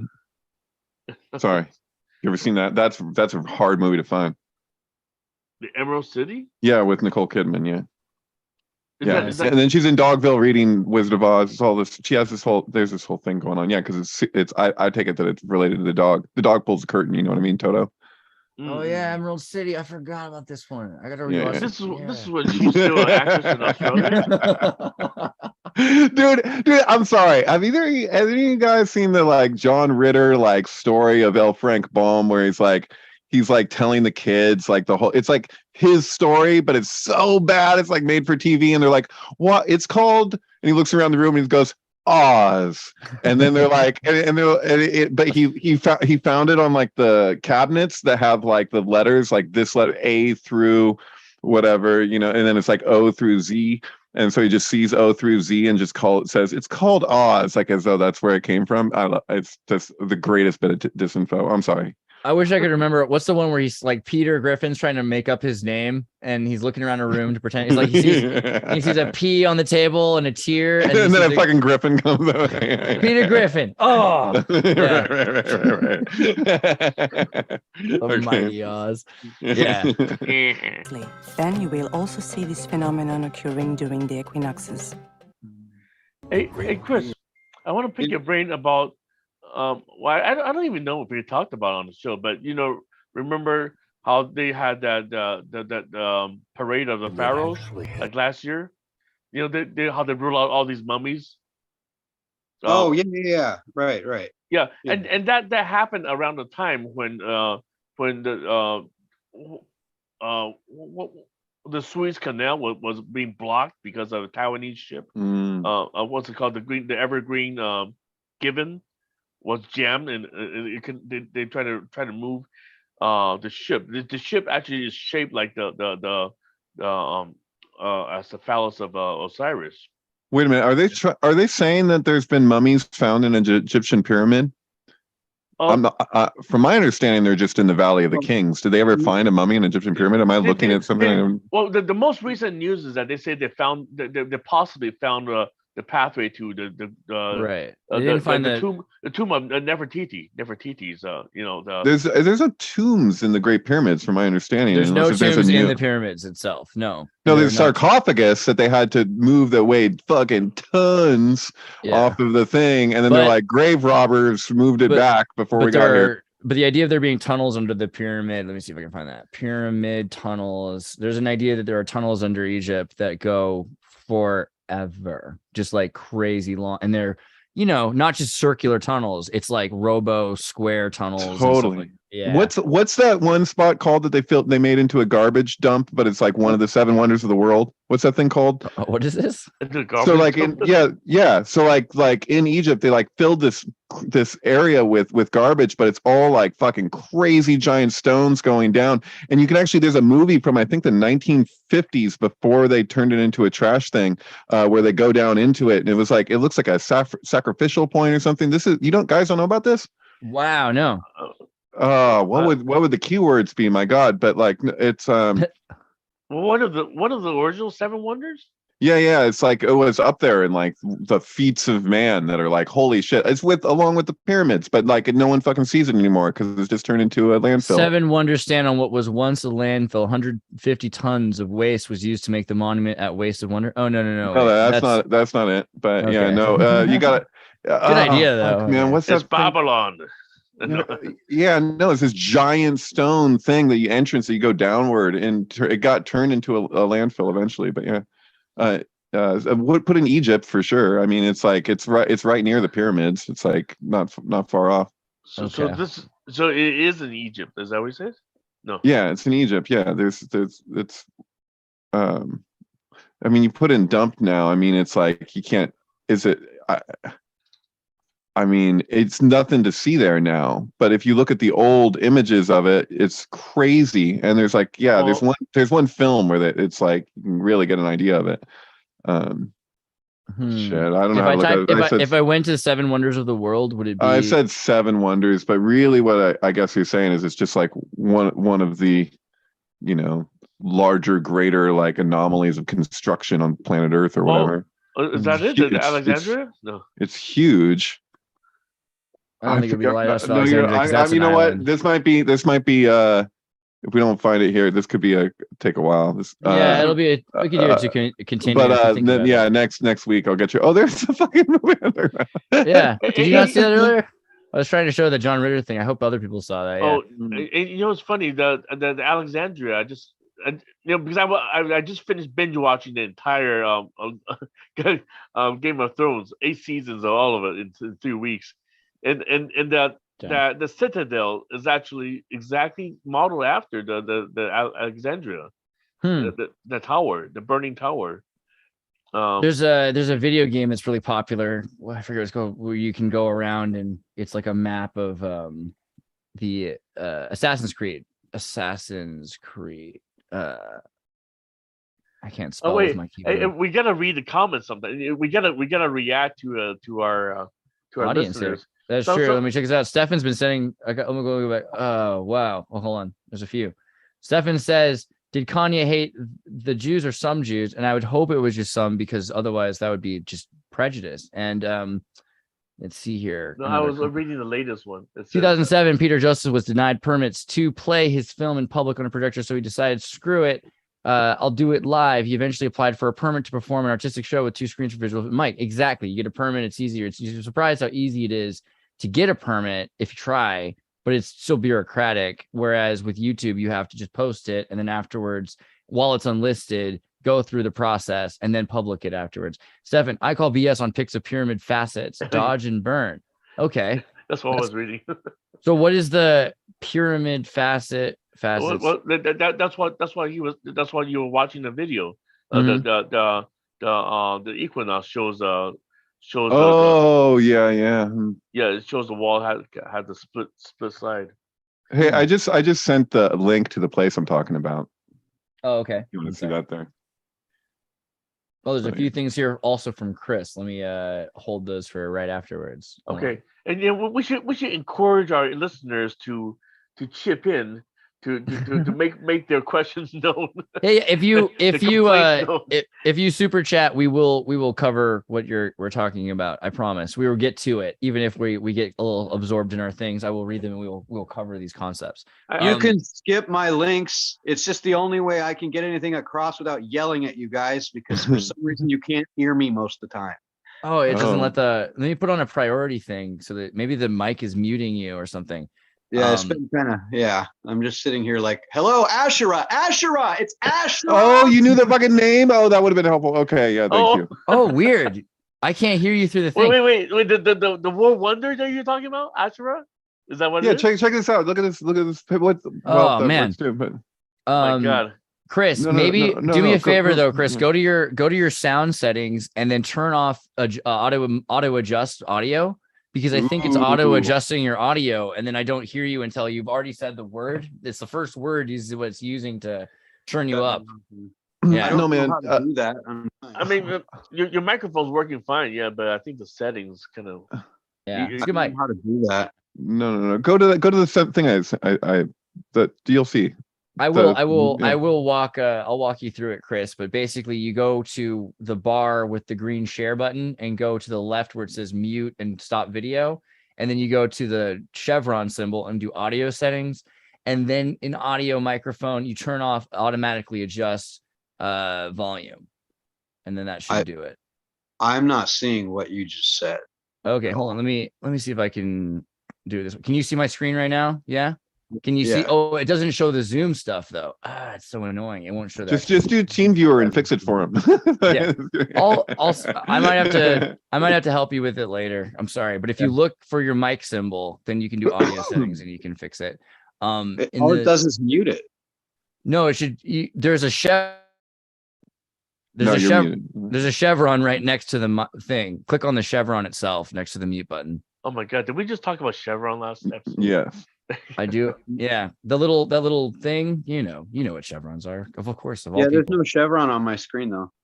Command comma, audio settings, control comma. If you're on a Windows, command on a Mac. So really quickly, the secret Zavet El Aryan pyramids, a restricted site that turned into a military base. It says military base, but the thing is filled with garbage. I've seen it. But anyway, just scroll down. You'll see. Well, oh man, I'm pretty sure it's forbidden. That's why they don't. They want to discourage people from exploring. It's an embarrassment what happened to it. So Yeah, so no one has to. They don't want to have. There might be a military base there too, or something. But the thing is actually filled. But anyway, Every time somebody's like say like for example like Edgar Casey says that the hall of the hall of what is it, hall of knowledge, hall of us a mentee or something. What do you think? Well, he says that it's supposed to be underneath the paw of the Sphinx. That was one of his predictions. People keep trying to get under there. They keep trying to go at it. But Egypt, the authority just keep pushing it and say, hey, no, there's just garbage there. Stay away from that. Yeah. Stay away. It's full of mildew. Don't go down there. You might die. But yeah, keep checking it out. Yeah. So I wouldn't doubt that. But cover up with the garbage. This isn't the crazy thing. The crazy thing is what's down below, and so it's all filled now. But like it'd be cool if I could find what film it is that actually uses this, because like it's got like that 10 Commandments feel, but they actually go down into it, and it's like it's nuts. It's a strange alleyway, huh? I think this is literally, Chris. If there's a point where you feel like you're not, if it's not getting through, just raise your hand. Wait, you can see me at all times? Yeah, I can see you personally. I feel bad. I mean, are we supposed to watch the entire watch Chris's film? We're doing it. We're doing it. I feel like we keep cutting it off. No, well, here I'm showing you some crazy thing that no one, that's like it's just this thing exists, and like it's all, you can't see it now, but there was a time where there's like this epic thing there. And it's all I figured that we could get through 10 minutes of Chris's video in 2 hours. I think that would work. Yeah. We'll slow it down. Yeah. Shouldn't be too rough. I don't know, Eddie. The last time we stopped, it was because you wanted to pick my brain about something that you went on about, and I didn't have much to say. Yeah. I don't even remember. A little irony there. Chamber, oval tube, granite blocks, the end of the descendant. So this whole area was what the tube used for the floating, because there's this idea that you have stones, you fill it with water, and then they're lifted by putting papyrus around the stones. And so the idea they could have built the pyramid by lifting. So there's the filling it in is interesting, because this is the proof that we have mostly of there being buoyancy architecture, floating pyramid stones. You probably have seen this somewhere, but instead of using magnetism and levitation, they did the floating stones. The idea that the pyramid has water put in, and the stones are wrapped in papyrus, and they kind of float the papyrus, and they can push them through the water, which is so I can see why they might want to hide that from people. Well, hydraulic it's more fun when you believe that aliens built them. Right. It's more better for tourism for sure. Right. Has 8 sides. Orion is widely regarded among stargazers as the brightest and most conspicuous of our constellations. The pyramid is located at the point where both... Say again? I just want to point out real quick. When it says Lord of the Constellations, it's literally referring to Orion. It's the same guy. Anu is Orion. To give you the Egyptian picture, the Kemet picture, Orion is an image of the sun. So you literally have 3 Orions, 3 Osirises, because you have the pharaoh 3 on sons the of God. ground, the meat, right? The logos, the word as flesh, right? And then you have the Son, which is the Godhead, obviously. And then you have his image, which is the thing you can actually look at that's close to being him, but not quite. And it's like the name, which in Egyptian is how they split the soul into three or more. Right. But anyway, instead of the Trinity point, being the that, Son of God, you've got the three gods of the Son. You know. Yeah, and that's exactly like you can see. The point is here that the pyramids clearly have more connections to Orion than the Egyptologist knows, because the Egyptologist isn't looking, for whatever weird reason, for relationships with their neighbors. They just don't care. And so, like, about the Sphinx is facing east. It watches Orion's belt rise every day. What it does every night. Chris, did you talk to Alan Abadessa Green at any point about what he saw with Orion on 9/11? No, I never heard it. He has a whole bit of writing on that. Like it's out. It's right in. Like I wouldn't do it justice right now, I feel, but like I need to bring it up because like there's something that happened with Orion on 9/11 specifically as the whole event was taking place.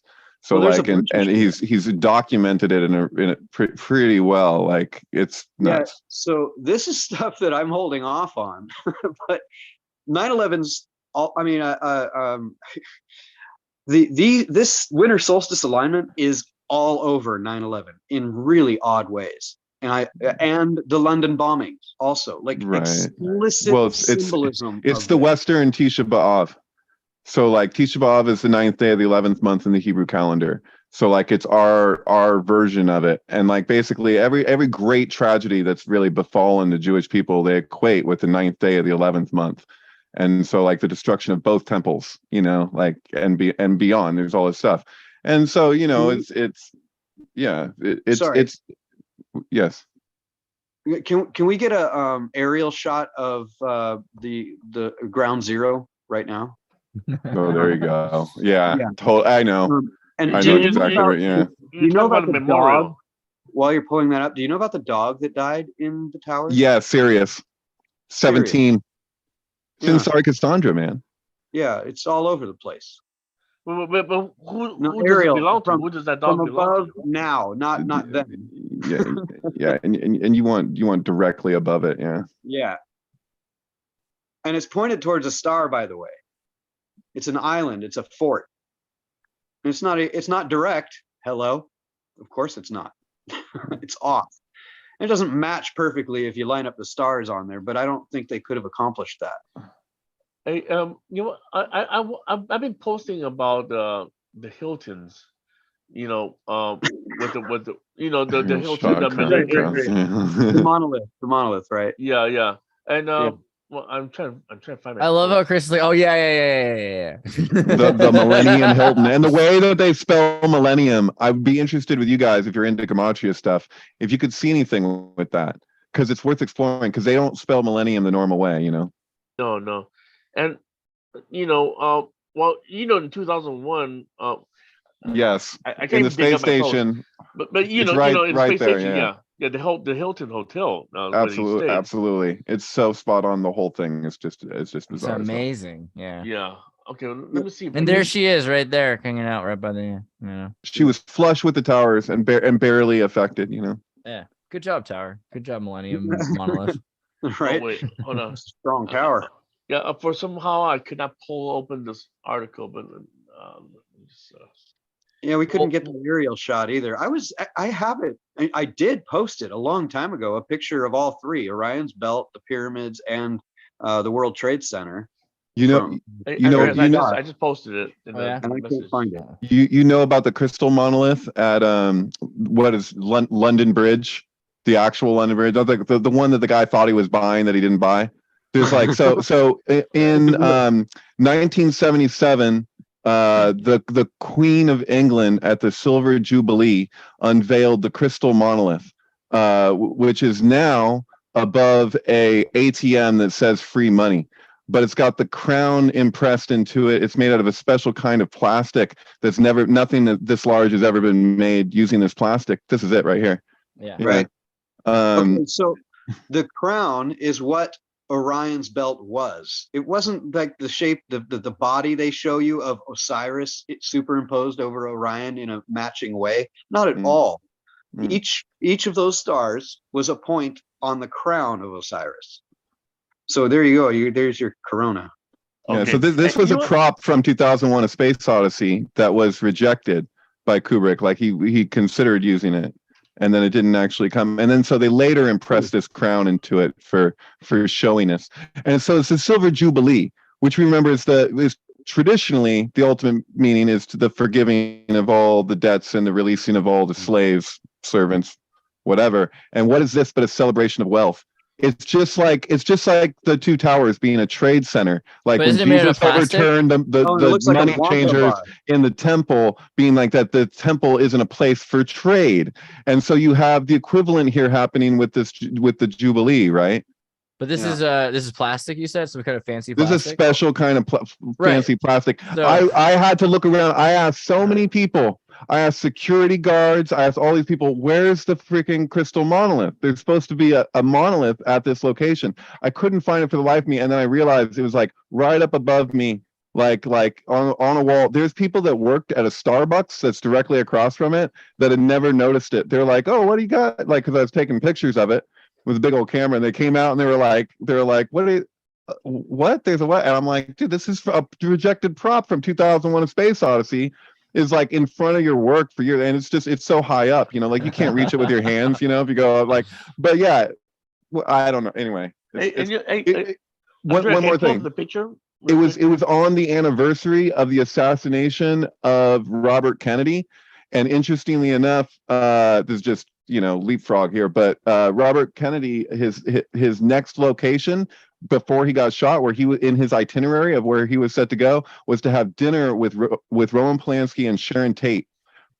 The correspondences between Rosemary's Baby and 2001 are like infinite. They're Stephen Collins says auto mute function is an AI emotional intelligence test. I like it. And then Jeremy sends 1123. I like that's good. Yeah. Hey, Andreas, can you pull up all right. So have you guys been observing the funeral of Queen Elizabeth? Andrea, can you pull up the picture I just dropped? Oh yeah. Where did I put that? I thought I just did it again. Here, this one. No. I posted another one after that one. So that one. Yeah. So the form. So since you're talking about the formation, the 8-pointed star, right? That's pretty much how they. Oh, what happened to that? Come on, internet. Yeah. There you go. Yeah. So it's basically having eight guards pointing in 8 directions. Oh, I see. Yeah. What a trip. So I call the gods of the north. I call the gods of the south, the east, and the west. Yeah. Okay. All right. The black Castle Black. Yeah. So I don't know. I thought that formation might have something to do with that, with the Orion as well. We got a few more minutes left of this video. We are about 2 hours deep. Let's try to get through Chris's video and get the point. The brightest light. Let me pull it back. The Great Pyramid actually has 8 sides. Orion is widely regarded among stargazers as the brightest and most conspicuous of our constellations. The pyramid is located at the point where both the longest line of latitude and longitude intersect. Where does the sun rise? The sun rises in the east. Yes, so that's the basic answer. Sun rises in the east, sets in the west. Where in the east the sun rises depends very much on the time of year and your latitude. So let's take another look at the sun's path through the sky throughout the year. You could make this same effect by going outside your house and taking a picture of the rising sun or the sun at any time of day, as long as it was the same time of day every year. And as we fast forward through first 1 year, and now another year, week by week, you see this very distinctive pattern building up, this figure of 8. And this is called an analemma.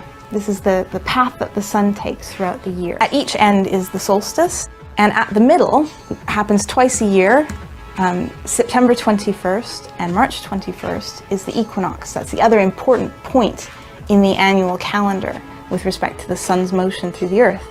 So at the equinox, if we reverse back to sunrise on this day, September 21st, we'll find that, boom, the sun now rises due east. So on 2 days of the year, no matter where you are on earth, the sun will rise exactly due east and set exactly due west.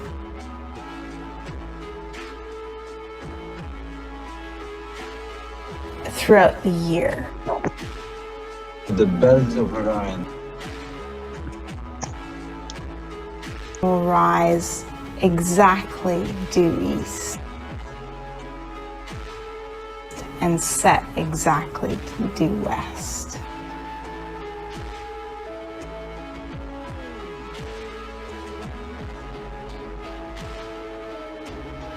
O King, you are a companion of Orion.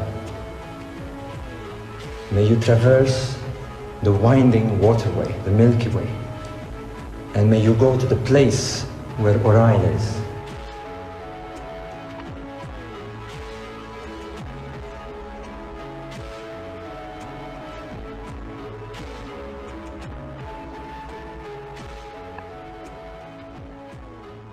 Nice. Yeah. One of the things that it makes me think about, especially, is the the compass on a polar projection map. Maybe this will, I don't know if I can find an image that'll do it right.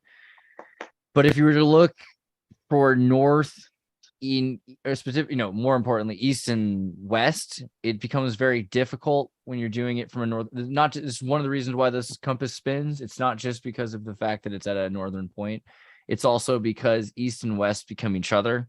And so these ideas, the only way to really make any sense of them is to try to understand the whole collective system, like where things are in relation to each other. And so many people will say, oh man, I'm a flat earther, I don't want to live in space, or something like that. Or they say, oh, I'm obsessed with space, so what's it really matter what's going on Earth? But there has to be this kind of connection. I'm an ocean person myself, but yeah, I'm a big fan. It seems like there's more ocean going on here than Turtle Island, so I give you that. But I wanted to find like the swirly compass. So there's an like one of the more ancient compasses was like is basically the same thing as we were looking at with in Zeitgeist, where it's showing the circle with the cross. There was that was also Constantine. He said, by this sign I'll conquer, which it's on every pack of Marlboros, just like on every pack of Pall Malls. It says, actually it says in English, wherever particular people congregate, but it says in Latin, what was it? Fuck. Under a chevron. chevron. No. That's where it says, by the sign you'll conquer. Yeah. On Marlboro, it just says Veni Vidi Vici, which is we came, we saw, we conquered. So it's like both. On Marlboro, it says, where is it? Here's what mystifies me. Why do all the cigarette package have that's the wrong? But there's a pack that has that's still a standard pack. We're looking at old packs. See, they all have the royal sigil. They all have the unicorn and the lion. I mean, isn't that Marlboro? I know Pall Malls has that, but no, Marlboro has fucking Veni Vidi Vici. Oh yeah, there it is. See it? Okay. It's right. Go back. They all have it. That's it. But yeah, like that crumpled one right there, that has the actual thing. Like you see it? Yeah, there it is. And so Veni Vidi Vici, we came and saw, we conquered. But the thing is that when Constantine says, by this sign I'll conquer, is his whole vision, it is the cross with the circle. And it was used by sailors. It was an old version of the compass. There's a type of compass that looks exactly like that. But yeah, anyway, what are they conquering? Your lungs? Like, that's such a trip. Well, you got to conquer the tobacco, the nations, and like the culture, and the idea of smoking, even the way it used to be like a communal peace pipe. Let's do that picture, peace pipe ritual. Make sure mods on and everything, but this is pretty chill, right? And compare this to how people have these individual cigarettes, and there's like an anti-sociality to smoking in a weird way, where and everyone tries to break that habit. They're like, oh, do you have a cigarette? To meet and talk? And they're like, no, it's socially unacceptable. But this was like a ritual thing that was not super habitual, and I think you destroy that, you take the thing, turn it into a drug, and then I don't know. Now it's got chemicals. Right. Did I watch too many? Camel is Gimel, as we were talking about recently. But yeah, and that's why there's two subtle pillars on pack of Camel cigarettes. These guys really got me, by the way. When I was a kid, I was totally friggin' taken over in the mind by truth because they came to the beach and gave us all free stuff. But when I reminisce, the t-shirt had like military coloring, and they gave us dog tags that told us what was bad about smoking. And when I found out later that truth was created by Philip Morris, is one of the family members of Philip Morris, and that they've, ever since then, cigarette prices have gone through the roof. It started to make sense to me. Chris just lit one up. Yeah, fair enough. On point. Not for the irony. I'm addicted. You're showing me cigarettes. Oh my God. Doesn't have to be for the irony to be irony. David, were you referring to the staurogram when you were talking about the similarity of the cross with the crosshair symbol? Yeah, is that what it's called? Yeah, no, I've read a thing on it. I think it was in one of those books that literally called Disinformation. It was the staurogram. Look at the script down there. The actual manuscript. Click on that photo. Wow. What does that look like to you? An onk. Yeah. Yeah, no freaking kidding, right? So there it is in biblical script, ancient biblical script. The writers of the Bible were using an ankh as the first crucifix, folks. This is the first crucifix. They said so. They said, look, it's like Jesus on the cross. The row, which we see as a P, is his head. Dude, this is a significant thing. This is also where we get the RX for medicine too. So this is different than Chiro? The Chiro, the Cairo, right? The Tau Ro, TP for which the doesn't Cairo. refer us to Egypt at all. Not at all. The name of the city, Cairo. Do you think it actually came from that? Chiro? Right? I've thought it so many times, and I've never gone to think to validate that. But it's definitely synchronistic at the very most. You're not going to find out. I mean, I highly doubt you're going to get these are the kind of things that you'll go to academia and you'll see their answer. And then you'll be like, wait a minute, that doesn't make any sense. I love that there's a wiki code here. The Papyrus 66 symbol. This is the Papyrus 66 symbol. This crazy. Well, even the number itself, that's the number of the. This is a symbol you got available. That's crazy. But so the Tau Ro, interesting, and the Chi Ro connection there also to the Dinger, right? So let's see, Chi Ro is, we've seen this guy a bunch. Now let's do Dinger, because Chris had pulled this up earlier. Now I find these to be quite similar symbols, right? Yeah, actually they do match. Yeah, that's definitely part of the. Oh yeah, no, wait, go back, right there. Look at the one. Okay, pick one with alpha and omega. Okay, yeah. Draw a line between them because they're the same. It is the same symbol. Watch. Interesting. Look, you guys remember my fish stuff? Do you remember the basic alpha and omega fish stuff? No. Everybody, I don't know why. It's no, I remember. You put the omega symbol, you push it in, you got two twos, right? And you make a fish out of it. Yeah. No, this is from when I would have go all told the way. this stuff back in 2014, bro. Okay, so I don't know how to get you there really quick, but you can go to Symphony, the Facebook page, and drop down through the thing, and you'll see it there. You're looking for the picture of a fish with an alpha and omega in it. Oh wait, I think you just. Oh, dude, there it is. I think I'm starting to see a correlation with Pisces, right? I mean that's supposed to be the where the year begins. That's the noon stuff. We were talking about noon. That I was trying to. Yeah. So the two fish related to the fish. But yeah, scroll down here. I'm click on photos and make them faster. That might make it faster. Down a little. Why isn't it? Oh, okay, it's further down. There, your left side. This one. There you go. It'll explain itself. There you go. I've been trying to figure this one out for a while. This is like the biggest man-made thing you know of. It's like, what the hell happened? How in the world do you have the Bible describing this symbol and nobody does it for 2,000 years? And then all of a sudden in the 80s, it becomes the Antichrist symbol as evolution fish. How does that happen?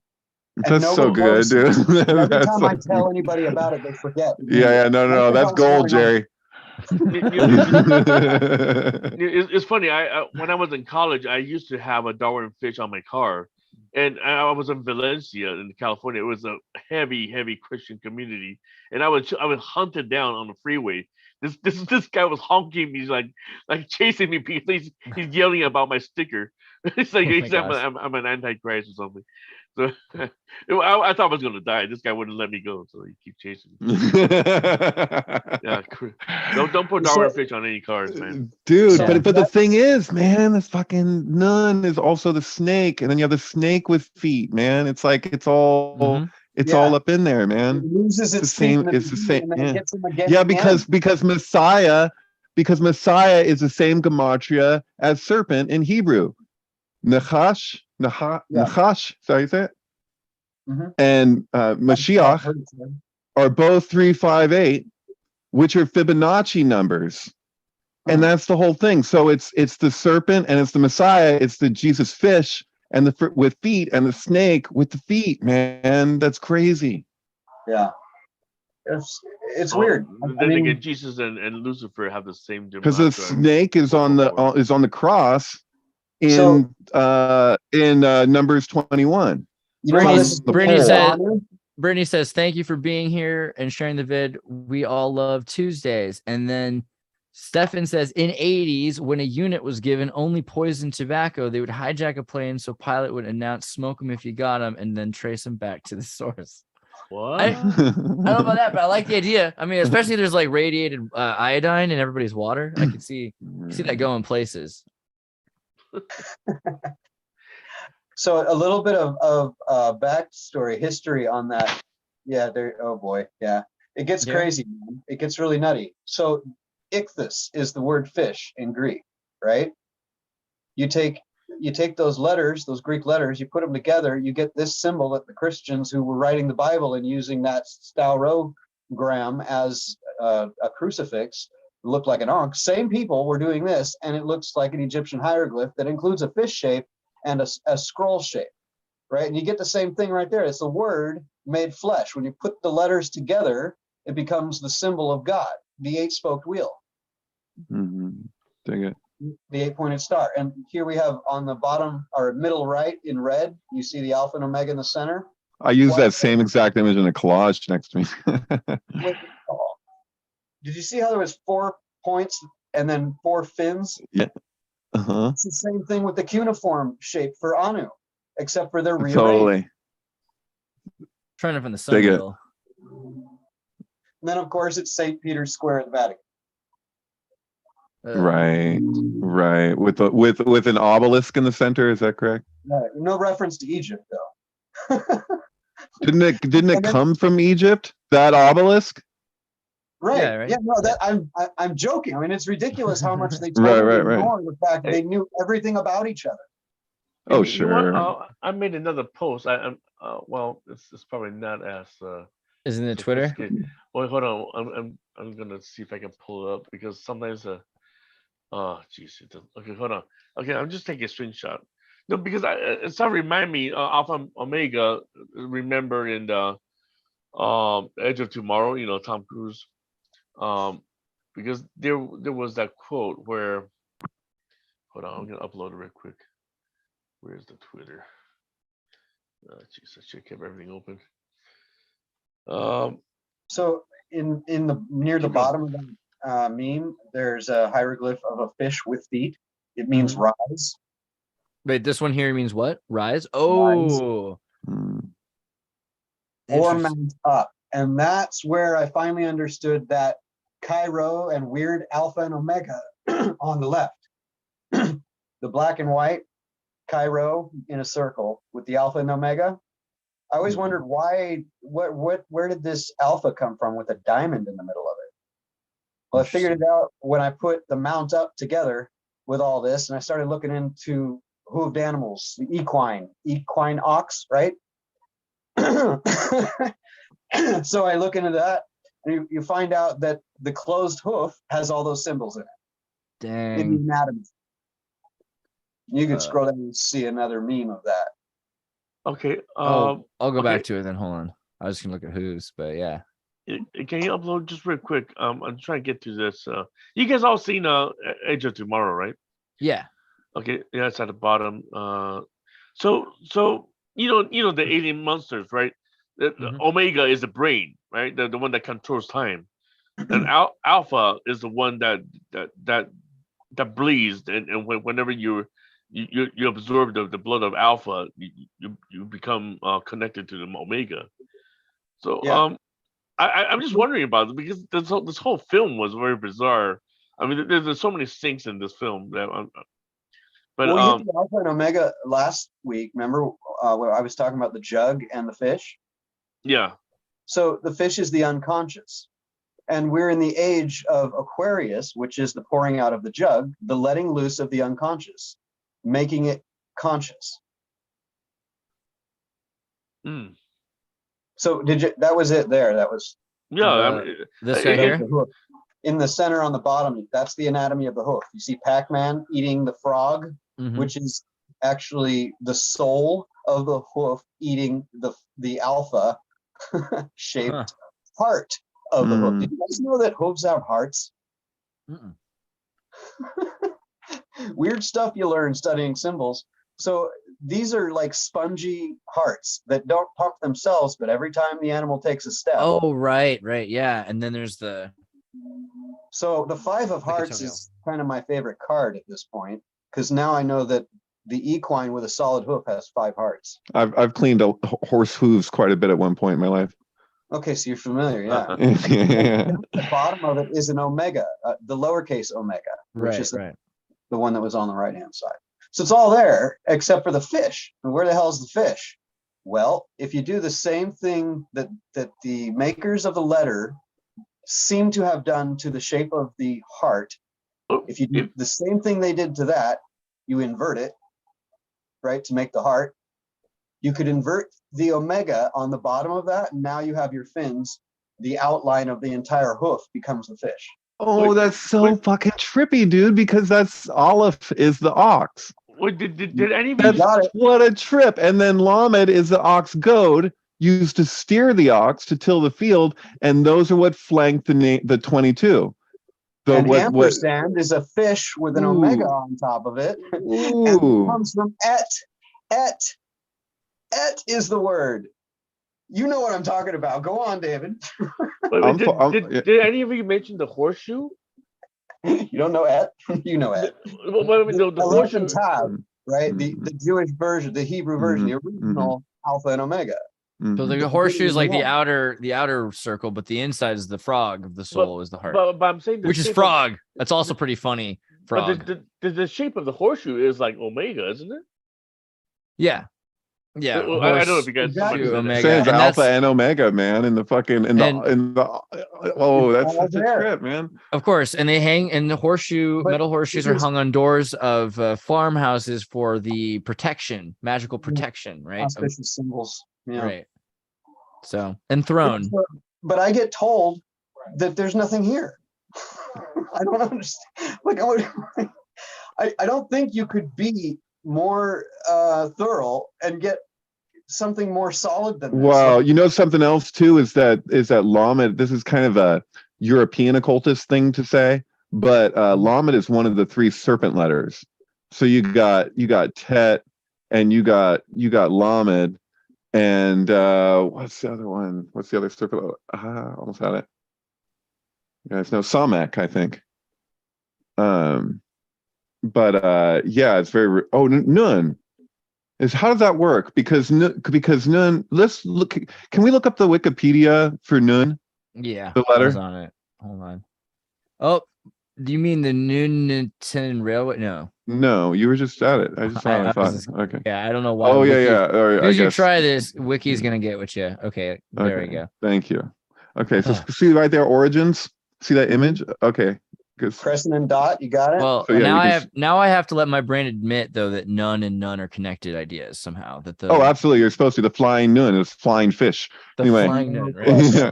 We'll look back at the Alpha It's and in the Lost Omega. Boys when he's outside the window, because Nun is also corresponding to death. So he's like dead when Michael's dead, and he's like he's a technically a flying fish out the window because he's like, I don't know. Oh I man, think this he is who makes I a want to. reference This to is flying who nun. I want to be. Like, I look at Right. this, I'm like, why not me? You know, that Right. could have I been know. I like- was, yeah. What would So, happen but so visually if scroll you- down. Oh, wait, I think Chris is trying to fight through the microphone. Hey, Chris, yeah. What would happen visually if you superimpose the lowercase alpha, the fish shape, with the lowercase omega? You put wings on the fish. Oh yeah. Lowercase Dude, alpha. oh, wait a minute, though. Fish and Scroll the down dove. there. That's what's important in the That's Noah's context. dove, the omega. I do see this. The winged fish. Hold on, Oh, but yeah. You want to go down to where? We'll go back. Yeah, origins. I just want to read this real quick. Cool. So Nun is believed to be derived from an Egyptian hieroglyph of a snake. The Hebrew word for snake, nachash, begins with a nun, and snake in Arabic is nun, or eel. Some have hypothesized a hieroglyph of fish in water as its origin. In Arabic, nun means large fish or whale. The Phoenician letter was named nun, fish, but the glyph has been suggested to descend from a hypothetical Proto-Canaanite Nas, snake, based on the name in Ethiopic, ultimately from a hieroglyph representing a snake. And so, like, the Ethiopic, understand, like, if we're talking 12 tribes, the way that they treat their rituals and the whole thing, I saw a documentary that I think has been removed probably by Zionist watchdog groups or something, because it was like, wow, the Ethiopian people, when they perform like the actual, like, for the kosher ox, the way they do their whole thing, man, it is next level. That is like, wow. But anyway, it's applicable stuff, man. So you remember the alpha is called frog, right?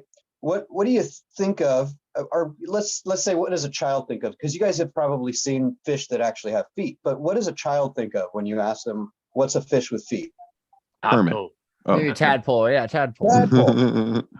Why does it fit so well? I mean, the whole thing, turn it upside down, it looks like the shape of a frog's head, the hoof, the outline of it. Literally, like the omega makes the bulge of the eyes. They're called the bulbs, right? They bulb up outside of that arch, right? So it creates the outline of a frog. It's all just so intermixed and so tight knit. Right. It's just like, I can't get out of it. I can't see. Right, and then it speaks to the evolutionary development in us and everything, that beginning and the end. It's like such a far out fucking thing. Yeah. Dude, metamorphosis is such a weird, final transformation, this like. You know what? I'm also trying to, because now you're talking about frog, I'm starting to look up. What is that? The amphibian from Mexico, the one that never becomes a full-fledged salamander. Zoloto? X is spelled XOLLTL, and I think that's Aztec. Yep. Oh boy. Yeah. Okay. So it's also the name of the god of fire and lighting, I think. All that Mayan astrology paying off. Yeah, well, I don't know. I'm trying to see if that has any connection to all this, because you think about the salamander god of, so when they really pressed Joseph Smith, he was like, no, they weren't lizard people, they were salamanders. No, you know the other side of what happened with that one recently, right? Like there was like, people were killed over this whole thing. Apparently, my boss was talking about it. I need to look into it further. But apparently, there was like Mormon assassination stuff that happened relatively recently, having to do with the salamander in particular. That apparently there was some writing from Joseph Smith. Not Schmith, but yeah. I can't freaking think right now. I'm sorry, but like Joseph Smith is a pretty good. I'm gonna call him Joseph Smith myself. Smith.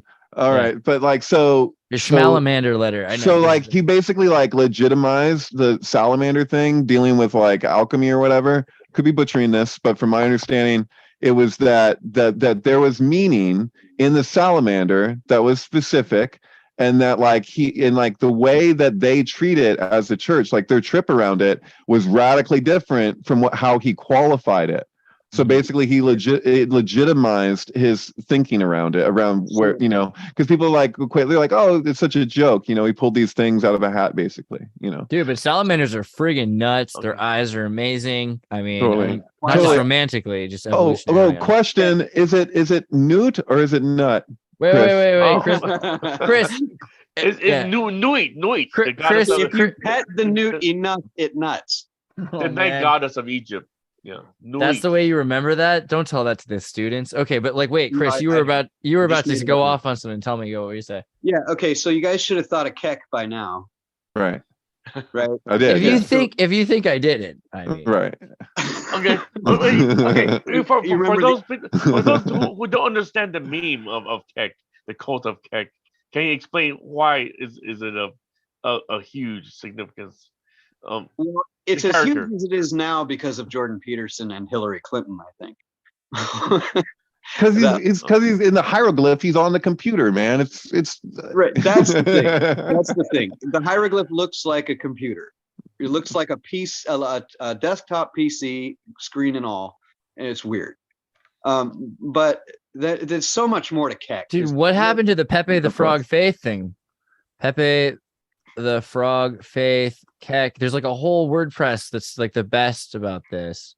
Yeah, there's a few people writing. Is it gone? Did they take it away from us? That'll happen.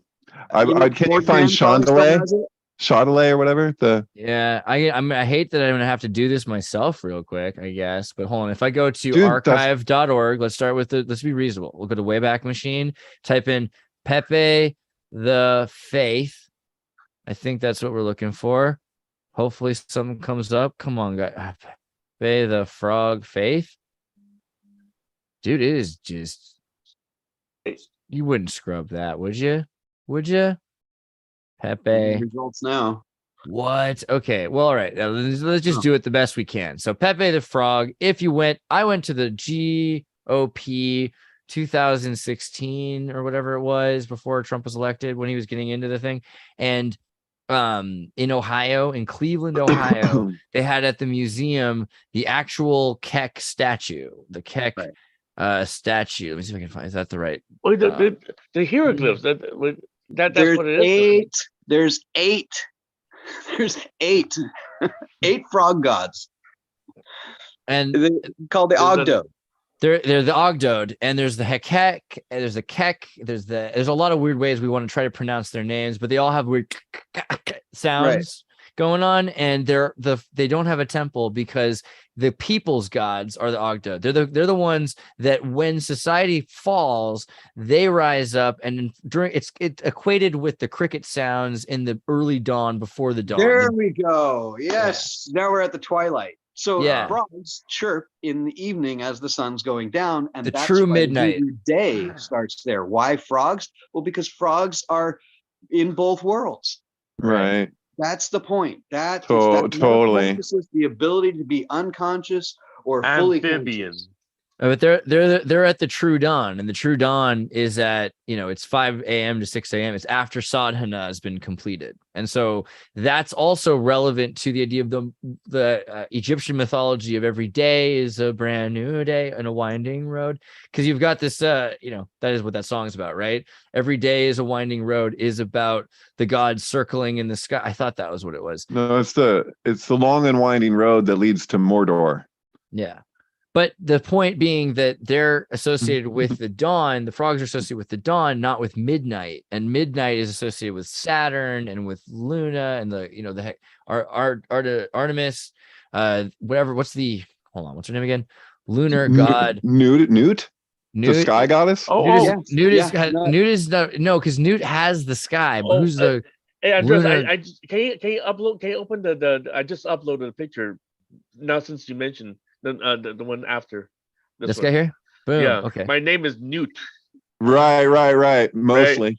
So if you look at H.R. Geiger's his what is it called, stealing and revealing, right? Yeah. That is totally a stealing and revealing. It's so obvious. It's crazy that's like the basis of Alien, all right there. Like Yeah. That's the sky goddess, Newt. Yeah. Newts are so adorable. I like them. It's a celebration of the lizard. That's what I'm saying. It's the whole thing is a cult. But Chris, sorry, you part of the cult. I think you were trying to take Keck to a place, and I'd love to. Let's go. Where are you gonna go? Yeah, Keck's a trip, and I'm really interested in that connection to faith thing because, man, does that hit hardcore at home. You know, I protest Christians, right?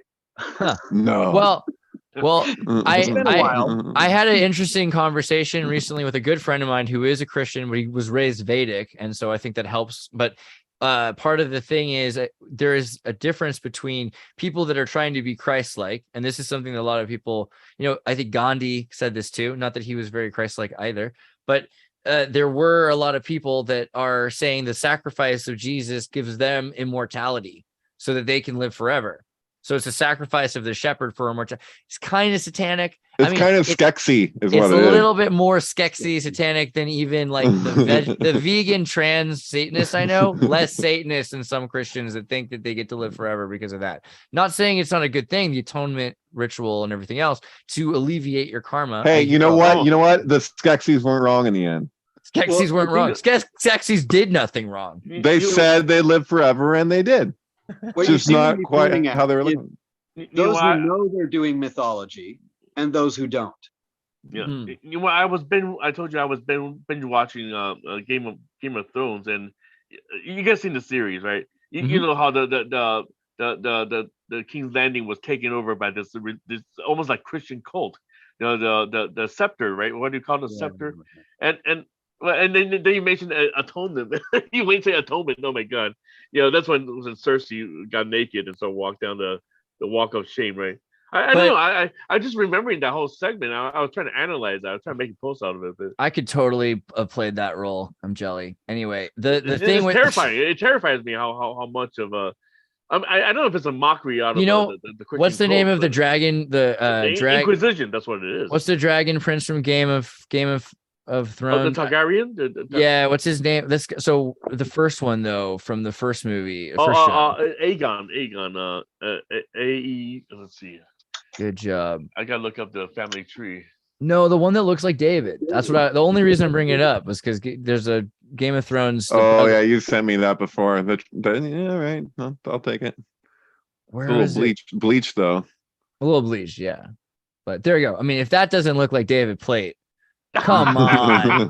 Come on. I don't know. I'm sorry. That's not the best example, but yeah. I mean, it's a sync show, and I see a sync. That's all I'm saying. All right. He's got your next line. Well, but okay, I did want to bring up Zolotl. Gosh. Somebody made a comment. Somebody made a comment. The audience. Made a comment. Dude, you're keeping up with it. That's great. See, and look, Stefan's on it. Zolotl is an Ulm according to a man named Olmsted. I don't know what an Ulm is. A horse at rest holds half of blood in spleen, 50 pounds. Yes, that is nuts that a horse's processing of blood is so. That is a crazy thing that it can do. Also, this dog. I mean, this even though the name is used on a salamander, but the head is a dog. And he's so the thing is that the hieroglyphs in Mayan are they're phoneto hieroglyphic. So they have about 500 symbols or so, which is too little to be fully hieroglyphic, but beyond enough to be alphabetical. So these symbols all represent certain sounds as well. You're supposed to be able to know from the animals around you what noises they make, because they make the sounds that then you can use to remember the names of these things.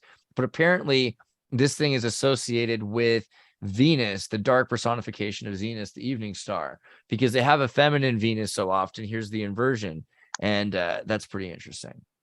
And a canine brother too, and the twin brother of Quetzalcoatl. So are you guys hearing that too, or am I getting a beep? That's just me.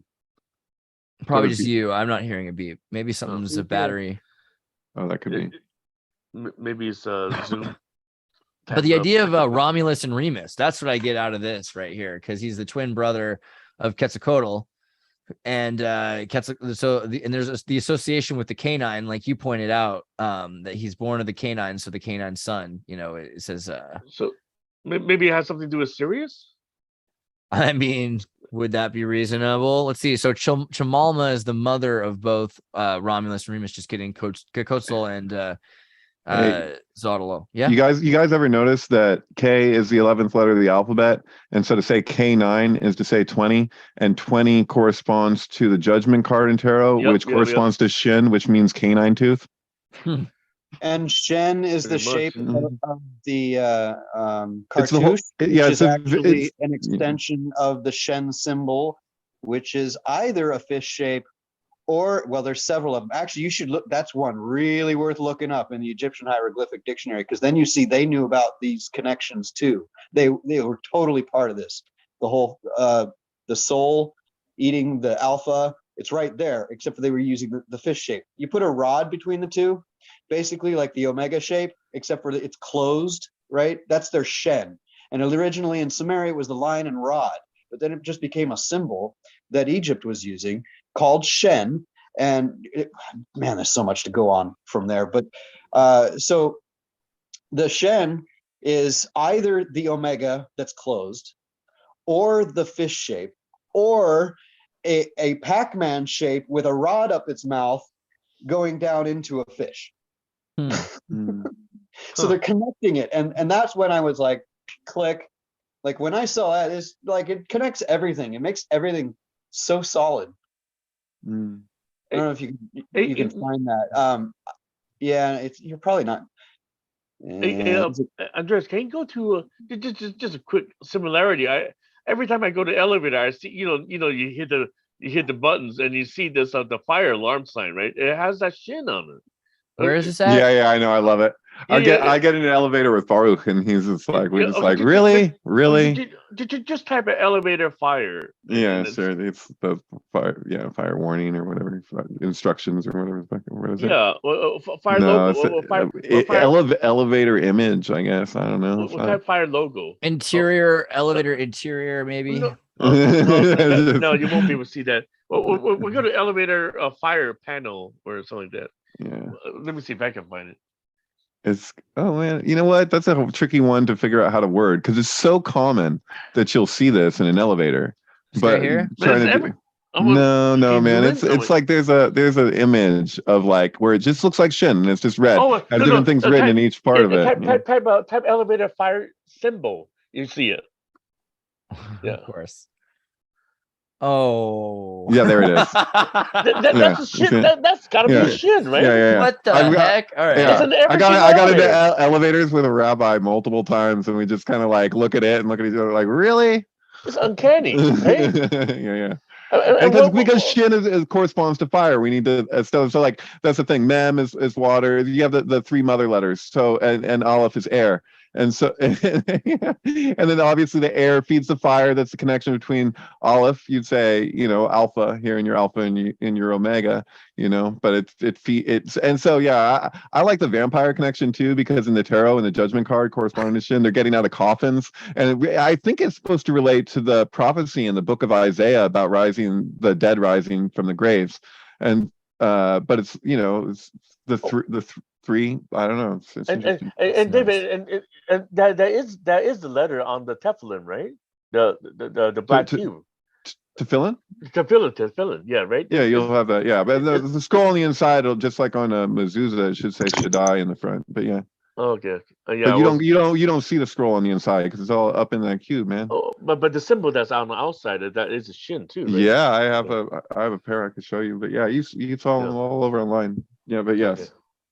Okay. But yeah, no, that's significant in terms of, we were talking earlier, speaking to Metatron, we were talking about the Gematria Metatron being 314, is that, well, first of all, obviously Metatron's cube in the first place, but that's the template that gets repeated throughout the world, throughout the Kabbalistic tree from Da'at. So like Da'at is really related as a cube. Did we lose Chris? Where is he? Oh, he's coming in and out. Yeah, he's fixing his camera. Okay, whatever. The 314 fractal is interesting. Yeah. Oh, Shaddai is 314. So the Gematria of Shaddai. So that's the interpretation of when it's Abraham was about to kill Isaac and his hand is stopped by an angel. And the reason why people treat that the angel was Matat is because the Gematria of Metatron is 314, which is Gematria of Shaddai, and it says Hashem, speaking of the angel, says, "My name is in him." And so what would be the 26? No, which angel has a gematria that meets a name of Hashem, and that's Metatron with the 314, which is so funny that's pi, but whatever, you know.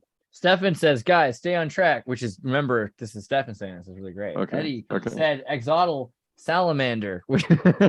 No, but I agree, because this is really important. They're actually, in my opinion, connected concepts. This idea of exotal being the salamander, the newt rising out of fire. Let me see if I can find the because that's the thing. They're born out of fire. Where are they at? Where are we going? How far back do we have to go? Oh, yeah. Word, dude.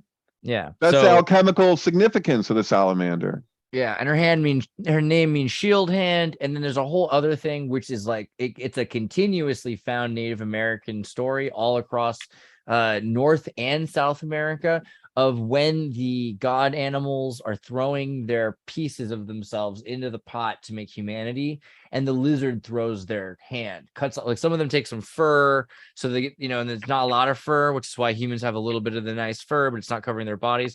But then the lizard cuts off his whole hand rather than working all day to do it, just because it can grow back anyway, and just tosses in. And that's why humans have such reptilian style hands. And that's an old Aztec story, but it's also an Olmec story. I mean, it's all across. The Quechuas have that myth too.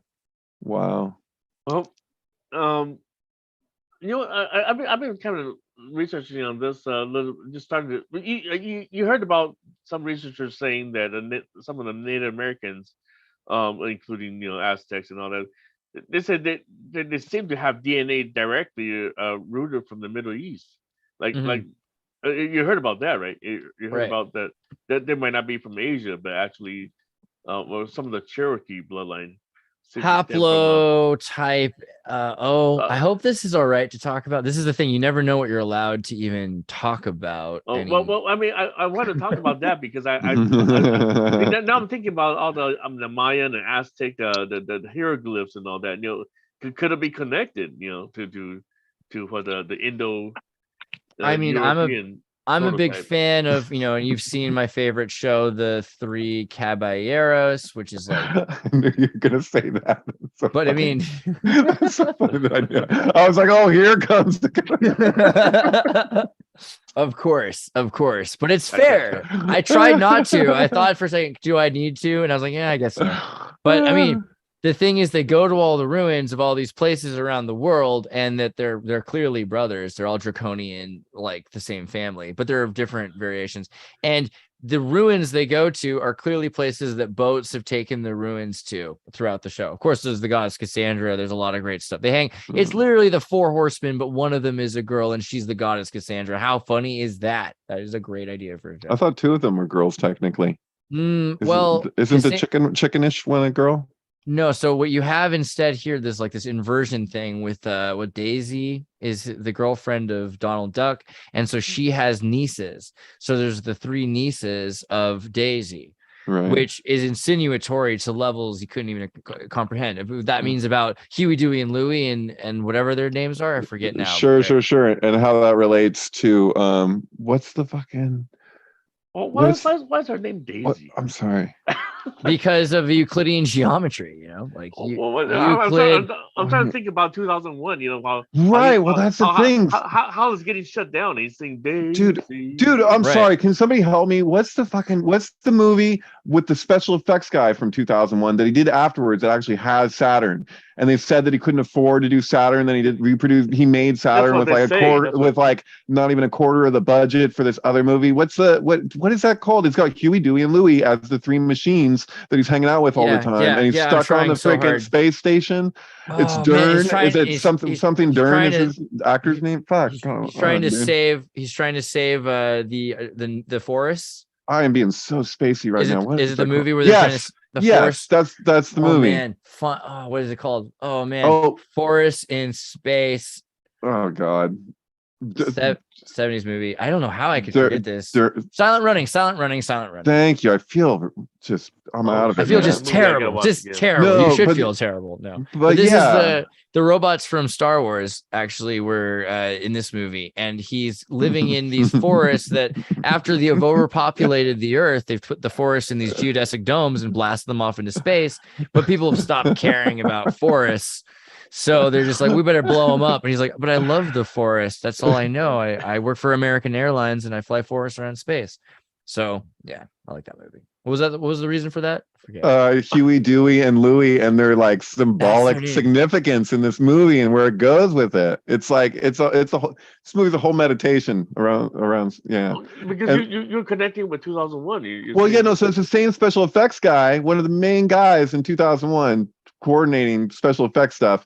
They said that it had to be Jupiter and Beyond the Infinite because they couldn't produce the rings of Saturn with what was available, so, like with special effects. Which this guy, who's the same guy who they said couldn't do that, shortly afterwards produced this movie on like a fraction of the budget and did a perfect Saturn. Well, you know Kubrick. He's a Saturn gatekeeper. But it's because I'm convinced. That's funny, but I'm convinced that it's because of where their corresponding Sephiroth lie. So it's Jupiter and Beyond the Infinite because you're relating that you're going up the lightning flash from them. Starts out with the Earth, they go to the moon, you sowed, they ascend up the tree. The order in which they go before where would it be Beyond the Infinite? That's Da'at. So like that's the trip. That's where you're taking on. So the end of the movie is the upper worlds, but they had to go beyond the abyss, so to speak. But yeah, that's my interpretation of it anyway. Man.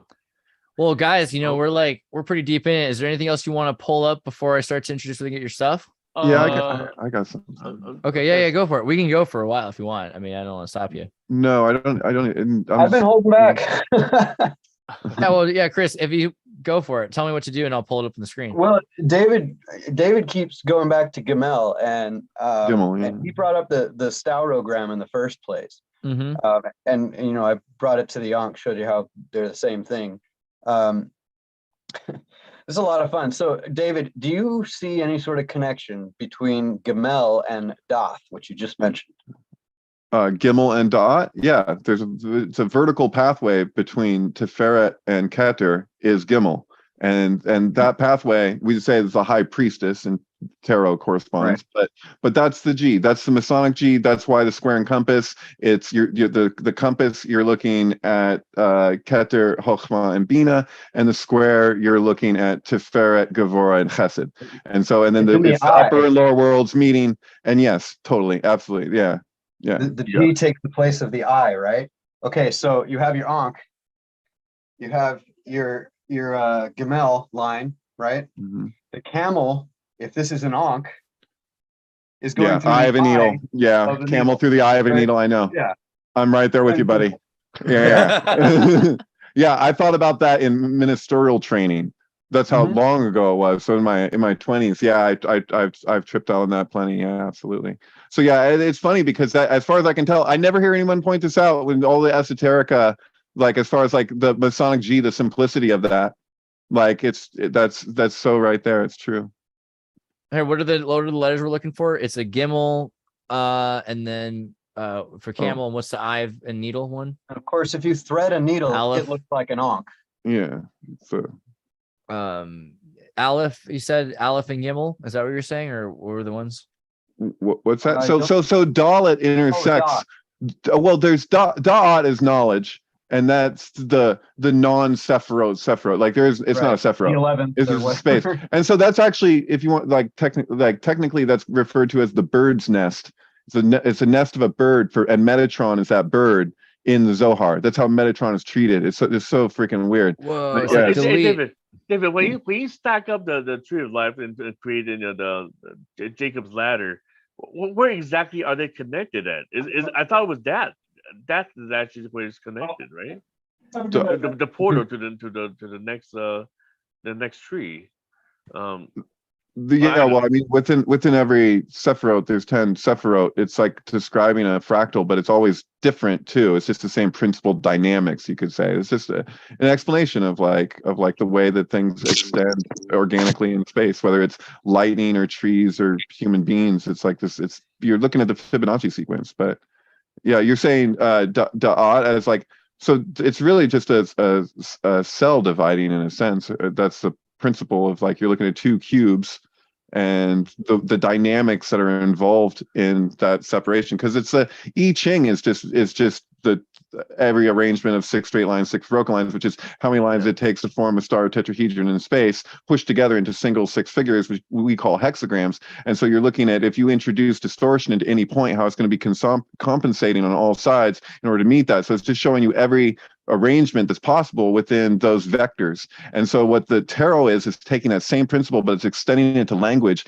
and it's showing how basically this sphere divides itself, and in that division, how everything arranges itself and compensates in order to deal with it. But then on top of it, you have us with our orientation, and that's like this freaking wild card in the mix. So yeah.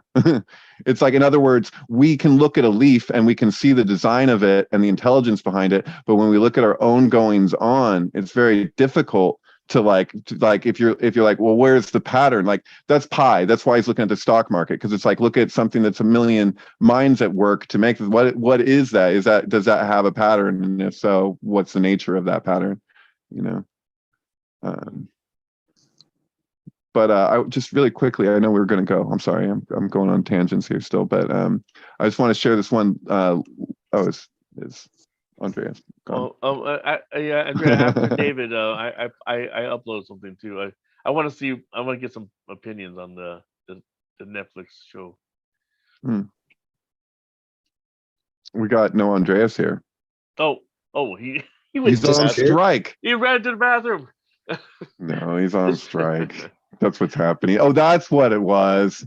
He wanted to go so he could piss, and now you wanted to go so you could urinate, and now you're like, you just went and did it anyway. Is that what happened? Yeah.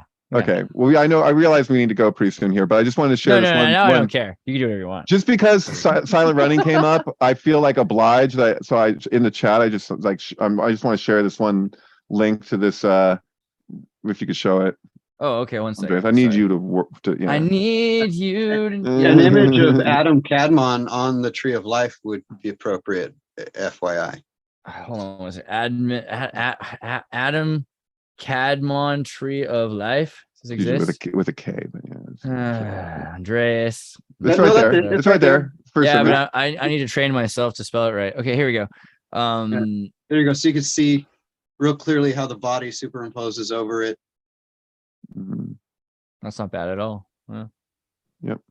And yeah, the crucifix. It's a little misleading though, because the word for feet, and it's so basically that's the tip of the genitals down there at the bottom. The feet actually correspond with what they'd say Netzach and Hod. But like right. That's so but anyway, yeah. Same thing with like Gavor and Chesed is treated with those Sephiroth. You have 3 options for where you put the arms, right? Right. So Seven Kalen asks, can you hack RoboDog to obey commands, stand, walk? And the answer is yes, I think, which is probably why they had to take away the Sony Aibo for so long. And I'm sorry. But okay, wait. All right, we're trying to look at the research media thing. Right. So here we have Silent Running, 2001: A Space Odyssey, Planet of the Apes, and Roger Waters Amused to Death.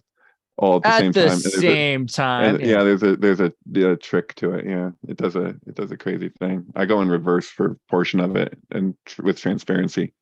So like it's hard to explain. You'd have to witness it, and then you get the idea. But yeah, it's pretty. That's about all I'll get away with. But it's still worth knowing that this exists, and you can go watch this on the Think Tank. Actually, I did this a while ago. I had a trip doing this. I'm gonna help David put this into Odyssey, so you can watch this on the Roku. Because now you go to your parents' house, they all have Rokus, right? And so you can actually, or your friends at this point, because we're getting old. But they all can. You can access Odyssey, and you can watch this stuff if we just put that on there. So, getting people to get onto the Think Tank and watch some of these sync flicks, the MK ultrasounds of David Plate's whale noises from Sirius and Saturn. That's the way to go. Can I hijack this for a second? I want to talk about one of your things. I just watched this because Dave was like, oh yeah. Like, cause we talked about Mitchell's versus the Machines. Like, what is that show? And Dave was like, oh, I did see that. That is weird. I wonder if I can sync it. And then he came back with Florence and the Machines. Like, oh yeah, I'll watch it soon. And then I did. And I was like, whoa, this is so out of control. This is an exceptional sync. I mean, they're always good, but this is just, first off, every, run fast for your money, that kind of music that you have to listen to on the radio, it's cut right to the song changes with the transition that they say mothers, daughters, sisters, and brothers while they're moving from the mother, the daughter to the sister and to the brother. It's outrageous. It's Gems and the Holograms outrageous. So you got to see it. It's really worth it. And yeah, I'm going to do a thing this weekend. We keep saying we're doing stuff. I want to show you guys the Discord server, but you guys, I can do this. Hold on. If you go to the Discord server, where's this at? There's a Darth Call server. There's the Xirtus server. In the Xirtus server, we now have every time, where's the sync tank? Every time Eddie or David posts something on Twitter, it automatically, a robot posts it to the Discord. So it's a play. And if you post stuff, I think, Chris, you've got a Twitter. We can post it directly to the sync tank. So if you're doing sync work, I'm going to put up Kubrickology also on here. Well, it'll give me a reason to use Twitter. Yeah, basically, because the thing is, we're dragging people. Like, this is a great place to find the things on the internet, but it's also a place you can hang out and stay.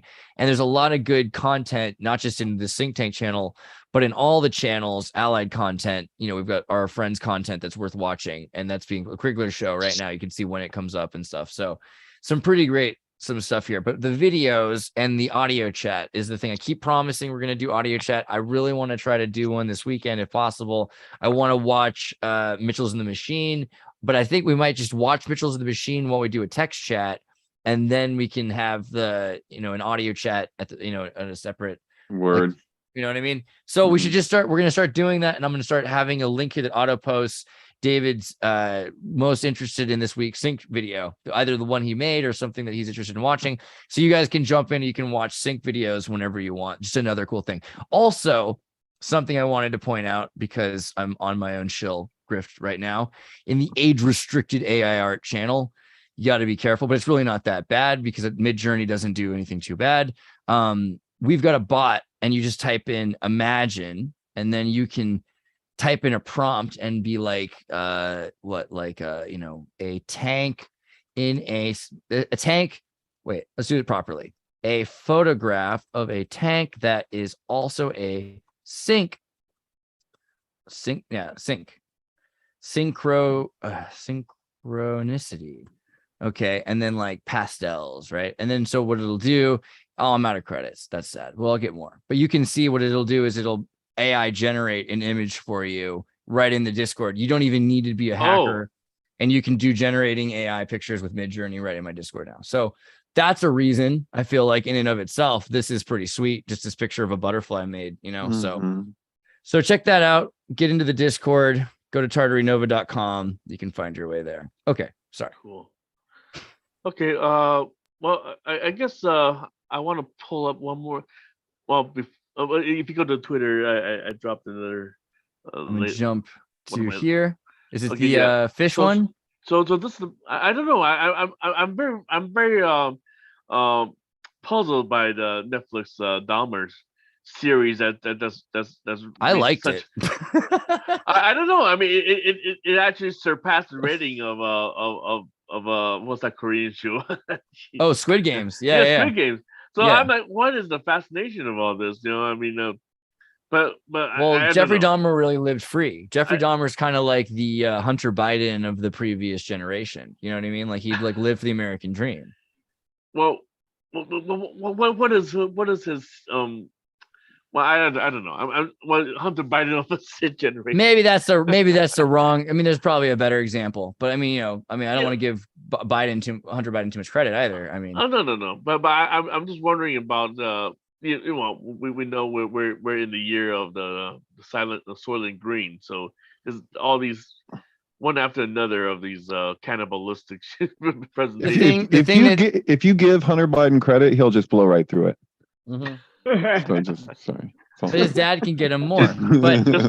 But Jeffrey Dahmer is an interesting case, just like Ted Bundy and John Wayne Gacy. Did we do this already? I'm sorry if I already did this. John Wayne Gacy, the killer clown. And then you can do also Ted Bundy, the pretty killer. And there's a few more examples. What you'll find is, let's see, like let me find it in the history here.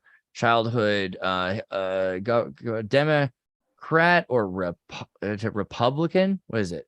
Republican National Convention. He was a big part of the JC or the ROTC, ROTC, yeah. all that, things like that. So, okay. And then same thing with John Wayne Gacy. John Wayne Gacy, Democratic Party candidate in his neighborhood, precinct captain, Democratic Party politics, helped out the neighborhood, was a member of the ROTC. I don't know if it's going to have to do probably ROTC, whatever, or the J Waterloo JCs at very least. You can get the JCs, right? And then you know what the JCs are. It's a thing kind of like the the United States Junior Chamber. Okay. Anyway, then they went and called. Okay, the reason I brought that up, where did the Dahmer thing go? Picture of Dahmer. It's lost already. Twitter. Wow. That was it. because no one talks about this, and it's barely even in the show, is that he spent like a year and a half as a soldier in West Berlin. Did Jeffrey? Oh, he did? Yeah, he was an American soldier, a sharpshooter. He was an exceptional sharpshooter. And then he ended up on Omega code programming to deconstruct, drink a 6-pack on the floor every day, like they do. And, because they shut him down. That's what happens. Comes home, and this is where it ends up. His dad also involved with the Nazi chemical. Dude, how the hell did okay, I'm sorry, but like Katy Perry released the song like a while ago, Dark Horse, right? Yeah, and then all of a sudden there's like headlines of like, this is why, because the show comes out, now we're scrutinizing Katy Perry's lyrics that may have held some artistic value. I'm convinced that Katy Perry is all about Kenneth Anger, and that her whole trip is like what is basically like playing on Kenneth Anger's kink, which was that he basically wanted to like what do you call that, like living through somebody like vicariously. What's the word? Voyeurism. There's like of a sort. Yeah, it's a particular kind of trip. Right, and so like if you see like Proof's Moment, I think it's called something like that, the film where he's like the woman picking out a dress and she puts on the thing. It's like and she's just going out. She's getting ready to go out, and it's like him like wanting to be this whole thing. That's Katy Perry's trip, man. And he was all about the Egyptian stuff and aliens, and so she's all about the Egyptian stuff and aliens and the particular things that she's like relating to in that. It like totally speaks to Kenneth Anger's whole trip. I've never heard anyone else say this, but I think that's what it is. Anyway, artistically. And she tried to buy that nunnery, right? The convent? Did she try and buy a convent? Do I know that? Yeah. It's actually right next to the Griffith Observatory. I guess I came across that. All these nuns. Time. It's been a while looking into the Katy Perry. And all the nuns on the run trying to stop it, right? She obviously. The nun actually had a heart attack because of this. She killed her. So they call her fans Katy Cats. They call Lady Gaga's fans little monsters. Yeah, but did the mother of the convent was she vaccinated? Anyway, yeah, look at that pool. That's really cool. Yeah. Oh, I see. It's an 8. Cool pool. Yeah, I don't know what happened to it. She didn't get it. I believe they're still fighting over it, but she gonna get it. Looks like a jug. Yeah, she's gonna get it, and there's no way she's getting out of that. This gonna happen. It's gonna be like Elon Musk and Twitter, This whole area in Las Feliz, a lot of movie stars live there. Yeah, a lot of crazy sacrificial altars. If you look at like one of the Mayan revival buildings, what it was called, not the Blade Runner building, but that one was where the Black Dahlia. Yeah. Allegedly she was you want to talk to Jason Barrera about that one, dude. He'll dude, way to go from a Christian kid's teenage singer to what happened to Jason Barrera? I haven't heard from him in a long time. I don't know. I haven't spoken to him in a while. Yeah, I used to talk to him a lot. Well, now I'm on Facebook, I guess. I don't know. Yeah, dude. He's probably one of those those serial killers. What? No, dude. You said he's into the subject. Dude, Jason Barrera is one of the most brilliant of any of us, as far as I'm concerned. Like I'm just joking. He Careful you never know. YouTube, My dad was friends with Kemper. And wow. and so like they, he was a football guy. Kemper was. My dad was basketball. But Right, they would hang out at the jury room. so that was like his whole weird. thing. And like, no one ever knew my dad was in a car with Kemper. He had girls' heads in his trunk at the time. My dad had no idea. I figured out the timing of it afterwards. He's but like, it's weird but, growing like, up in the nobody serial knew. killer capital of the world. We did grow up in a place where there were just Dude. offhand more than usual serial killers. It seemed normal where it's just like, just don't hitchhike. Totally, right? but the nature of this psychopath here is that you'd have no idea. Bro- Everybody, all these people knew him. Cops knew him. Everybody knew him. Bro No would get upset at his mom, so he did the whole thing, cut off his heads of his mom, so she couldn't yell at him anymore, and would do the fellatio thing. He ended up doing audiobooks at Davis. That's what he does now. He reads audiobooks in prison for the other prisoners. He records them, which is like that voice. You know what I mean? I don't know. But again, Santa Cruz, all the connections, IQ of 145, not a dumb guy. A lot of people say he was traumatized and everything, but you look into the fact that they were giving him crazy anti-schizophrenic drugs. He was also taking drugs in was he in SoCal High School or in Well, he was born in Burbank. I live in Burbank. Oh, so but he's got all the trappings of MK Ultra from the psychedelic Orange Sunshine drug as well. And there's a number of these guys who took this weird brand of psychedelic, again, acid, but it wasn't LSD. It was it didn't do the same thing to everybody. Apparently for R. Crumb, it just turned him into a weird, crazy artist, Oh yeah, Crumb not Kemper. Oh, man, I took that to the wrong part of my brain. Wait, who's Crumb? Crumb is the comic. Robert Crumb. Yeah, I got a collage I made of Crumb Fritz the art cat. right behind me, actually, this whole time. And that's what that is back there. I don't even see. It's a name that appears in Back to the Future, so it caught my ear. Oh, really? Yeah, it's on the marquee outside the theater. Oh, right. Probably for Fritz the cat or something. When like at that. the church. Oh, when it was a church, he was giving some sort of a sermon. I don't remember what it says exactly, but I tried to find somebody in reality who it matched, but I never. There's a funny movie. There's a documentary movie that Crumb made where he talks about how he went in the phone book and called every other Robert Crumb he could find in America. And look up the Philip K. Dick's religious experience. Yeah. But R. Crumb, really. This came up. Add R. Crumb to that. The religious experience. Yeah. This came up actually. This is something that came up just recently. Oh, there is a picture. Okay.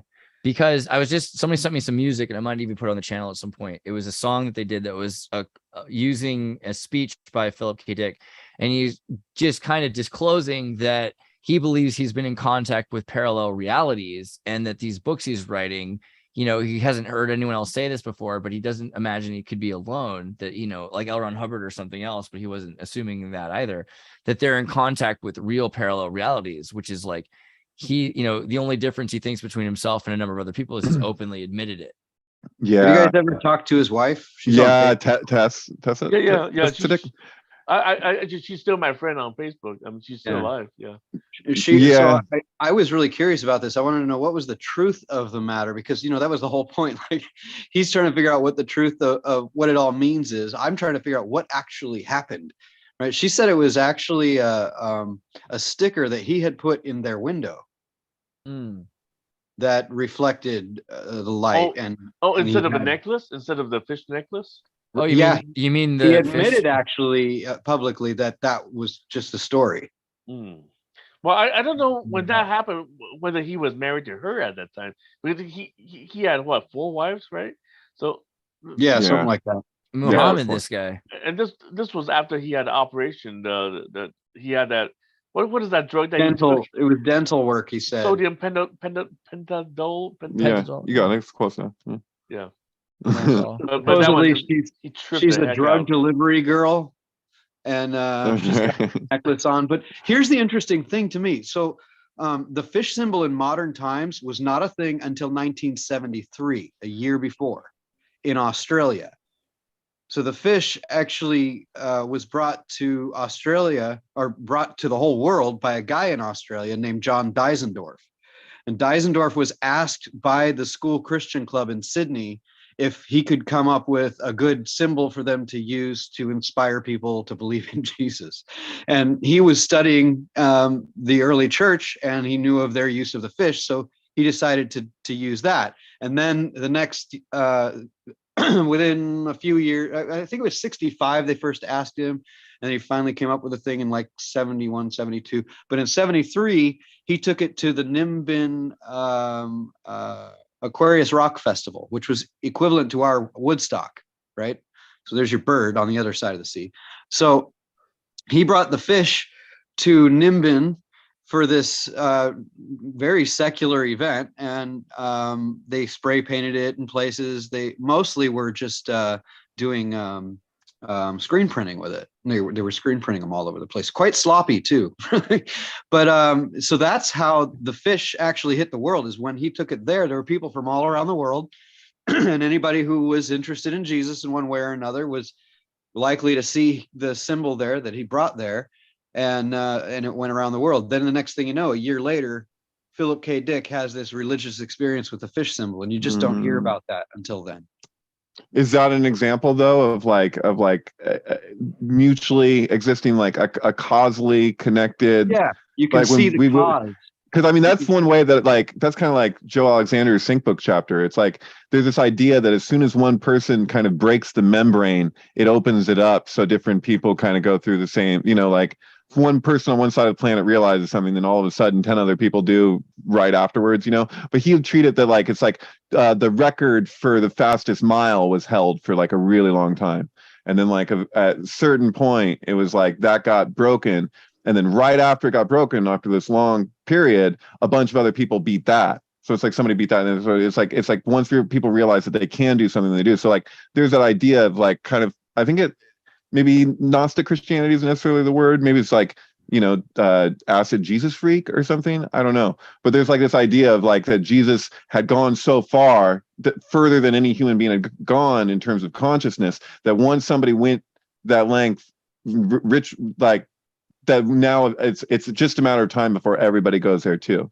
And you can resist it and you can do what you want, but like it's like a big drain, and eventually everything goes through it. That's like evolution, But it takes, in other words, it takes one individual to go all the way, and then once that's done, it's like, all right, guys, this.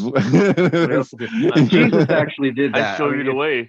If you look at it at the right angle, you could see how Jesus did the same thing following John the Baptist. And it's weird, the fish always follows a John.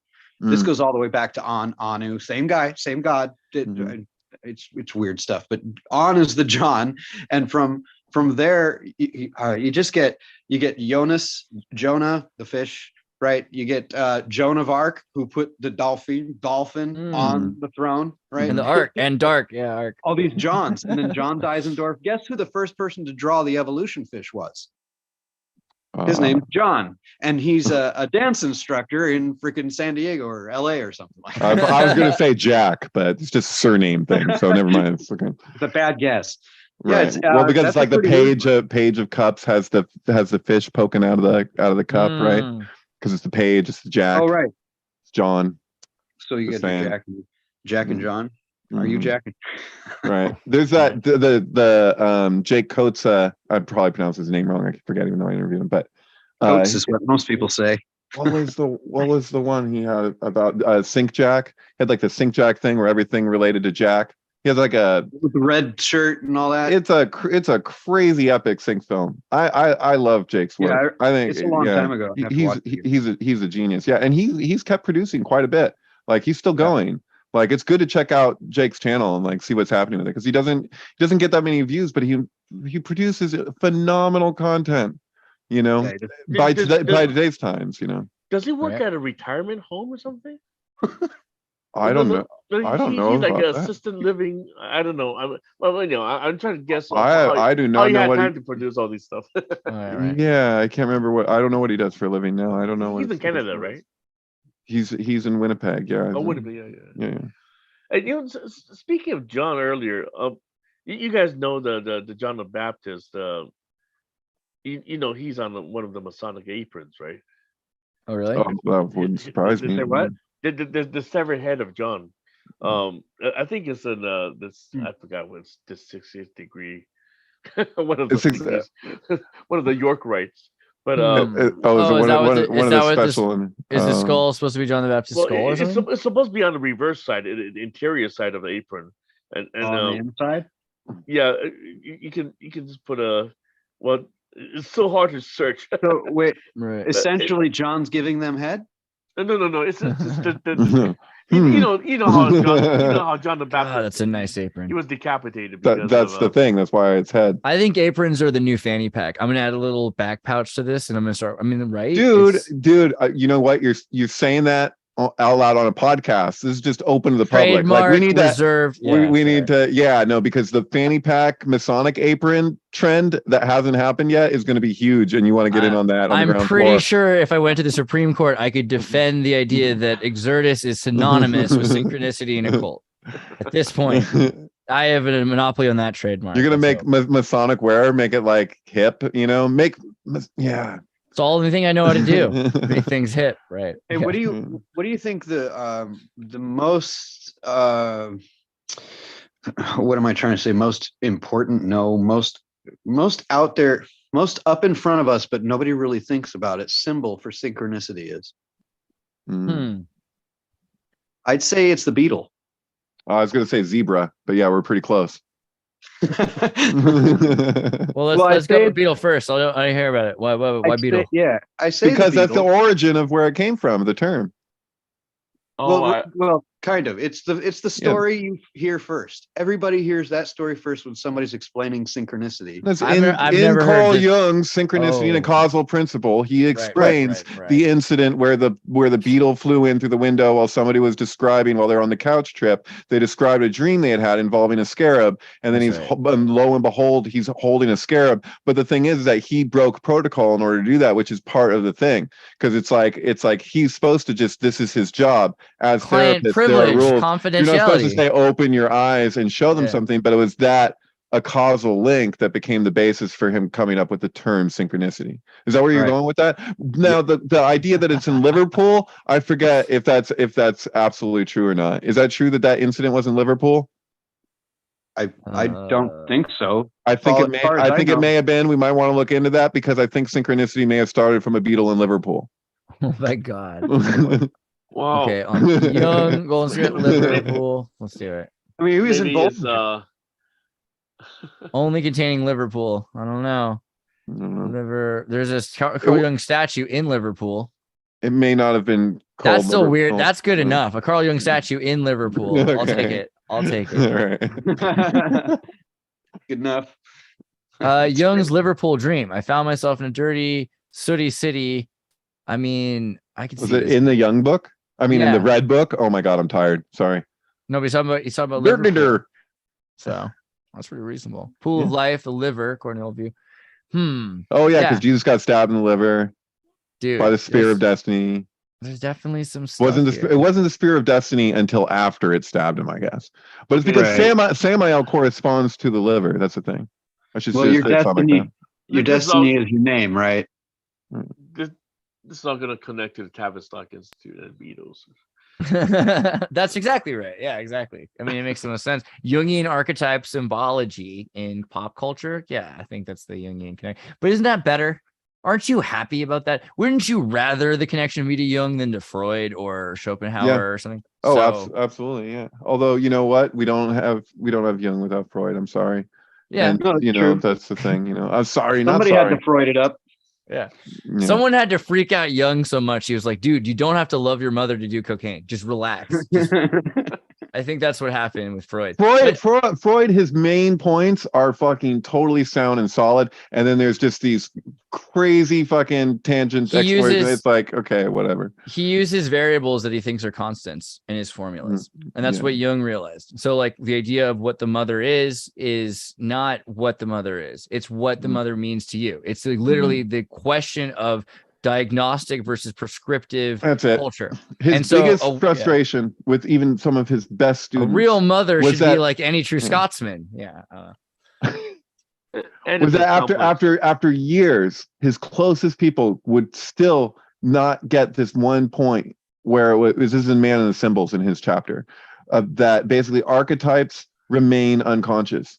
Like what you can best be conscious of. It's a nuance of language, but it's like that's the issue. Is he's like, wait a minute, are you getting this? Like that you can't actually like pinpoint the archetype because the very nature of the archetype is for it to change. It doesn't because the unconscious is unconscious. You don't necessarily make the unconscious conscious, even though he's been known to put it that way. It's not really that. This is the Jungian equivalent to the Freudian symbol of mommy for the 21st century. Approximation, isn't it? If your mother worked at work and instead you had a cassette playing fur covered mechanical doll, bringing it back to the Madison, Wisconsin experiments where they feed the monkey and has to go to the touch thing. Yeah. This thing does the thing the mom does. It makes the story time. It soothes. Right. It's in the film AI, as I forget the teddy bear's name. Was it? Right. Teddy or something like that, isn't it? So, but that'd be too obvious. But I mean, it's like it's part of the deal then that you think, okay, my mother has to be this character, and you look at what Anna Freud did in South America and how her kids killed themselves in their own bed when they got to the house to visit, compared to compared to Teddy Ruxpin generation kids who have learned to self-soothe by replacing the archetypical mother with something that is relative in their modern symbology. And of course, this is very draconian. It's not as it's not as mammalian as loving as the former generation, but there is a huge disconnect between the 70s into the 90s that happens, this transition where the parents can't hold on because the entire civilization has collapsed and been replaced with a technologically advanced civilization. So you need to replace mommy, right? I think that's part of the Jungian. Weird, man. Jungian Right now strategy. I'm looking at TEDx Talks. Oh, good point. Yeah. Oh, I didn't even Chris. think. Yeah, I was trying to ask that question. Who came up with that name? Ted. Of course, we all associate that with Teddy. Oh, that's so messed up. Yeah, I was like, who is Ted Turner? Well, I thought it was Ted Turner when I first heard about it. I was Right, like, me too. So clever. Yeah. But it's ideas worth spreading, technology, entertainment, design. That's their excuse. But But does, it's like, come it's also on. like they've Ted got Turner. a bit of a bad rap also, right? For the way they kind of force people into whatever wedge they think they belong in, whatever pigeonhole they want to put them in. Right. I don't know. It's a little bit culty. Yeah. It is. Yeah, I have to we agree with that. need a new alternative to the TEDx. I think it's coming. But Yeah, I because mean, how easy would it be? Like just to have like a red sign and some laugh tracks and applause buttons. We should just do this. Mhm. We should just do this. You should make it Det X or something. Yeah. Because we can't pay for like what they got, Right. Whatever would be. I don't know. Well, I mean, on the air of synchronicity, we're very close to the 33 minutes of 3 hours mark. Right. Yeah, totally. Kind of be a good. I'd like people to see that. So maybe we should start to show where I can get some of your work for the week in between when they can come back and see you guys on synchronicity. Chris, make sure people go check out Vigil's work, synchrony, synchronicity, syncreticism, synchronicity, acausality, symbolism, and mythology. God, I don't know why I screwed that up. I love those words. But mostly just pareidolia. Yeah. Pareidolia and apophenia similarly, but pareidolia is probably on a stronger level. Arc of the Monothought, a great post. Conversation. Yeah, that's getting close to the. Okay, so there's also now the YouTube channel, which now has 2 videos. Do I go to? I type in. Yeah, that's right. Oh, it's funny. Did you in the cross? Scroll back. You put Hellraiser on top, right? That key. No, that's Picard. Oh, was it? Not here. Where is this? On the top of the cross. It's the board Picard. Yeah. Oh yeah, okay. Yeah. I thought that was Hellraiser. So the point there is like there's this common Stop it! The mind in the cube. Jack's head is really big. Jack is in the box. The Borg take over your mind. You become a collective. If your head is in the box of faith, you're probably going to circle around one or worship one way or another these days. You got the Teflon in the Hebrew faith. They put that on their heads or their forearm. Send me the link to your channel control. again, because for some reason I can't. It's not loading. Send your link to my YouTube channel. Yeah. Is that maybe you already did send it to me here? Just to the videos, not to the channel itself. Oh. I'm working. No, but that would work. Here we go. I found it. Symphony. Boom. Symphony. It's 2 words. Symphony. There we go. Okay. I brought a Hellraiser because. Oh, that's right. Yeah. There's a new series on Disney Plus. Oh man, really? I got it. We Disney got Plus has a new Hellraiser series. Well, it's Hulu. It's Hulu, but it is. Is it? I thought. Yeah, it was Disney. but Disney owns Hulu. Disney owns That's what Hulu. you're saying. It's like Disney owns Miramax. They did kids. Yeah. But Disney owns pornography companies. Did they finish the? They were supposed to build at Ground Zero a giant Hellraiser cube for an art museum type space. My God. Have you seen that? Can I drop my hot take on way. Hellraiser really quickly? Because I got a hot take. I think Hellraiser is the ultimate trad conservative anti-progressive film I've ever seen. It is so puritanical if you think about it, and here's why. So let's start with these guys. They are the Cenobites. They're angels to some, demons to others. They are the experimenters of the highest realms of experience and existentialism. Existentialism being the operative here. So humans love existentialism. They feel pain and pleasure through it. That gets to a bleeding point of indistinction at a certain level, right? And so they're at the highest level of S&M club that you can get in your, whatever. Anyway. Yeah. I could take it to detail. I'm not gonna, but the point is I love this guy in the back. He's my favorite. But with this, you start out with this lady who she ends up she's married to a guy, or I don't know if she's dating or married to the guy. They go to his brother's house. He's dead because he did this ritual to get into their ritual place, as you do. But they forgot, and the brother drops some blood on the spot, and so of course that brings his body back because everybody knows blood magic makes existential corporeal again. So as they come back, this pisses them off because he escaped and now he's got superpowers from the hell dimension. That's not really important. The reason it's important is because then today people were super upset. They're like, oh man, they took Hellraiser and they made it a woman, or I don't even know. There's so many people that complain about who cares. But it actually makes more sense that the 7 are transhumanists, transsexuals, trans experience, trans existential. They are on every hormone. They're ripping their skin off. They're replacing it with other people's. They're doing this whole acupuncture thing all the time. Sure. I dig it. It is acupuncture. Did you know that 2 of the 3 original Hellraiser movies were released on September 11th? Really? Of their respective years, and that the cover of Hellraiser 3 actually has the 2 towers in the background on it. Really? Oh my God! Get out! It's in New York. Seriously. Yeah, look at that one. The 1 second from the left, right there, down there. This guy here? Yeah, look at the back. Look at the back. Oh my word! There she is. See it? 2 of them. I think it's the first one. The third one were released on September 11th.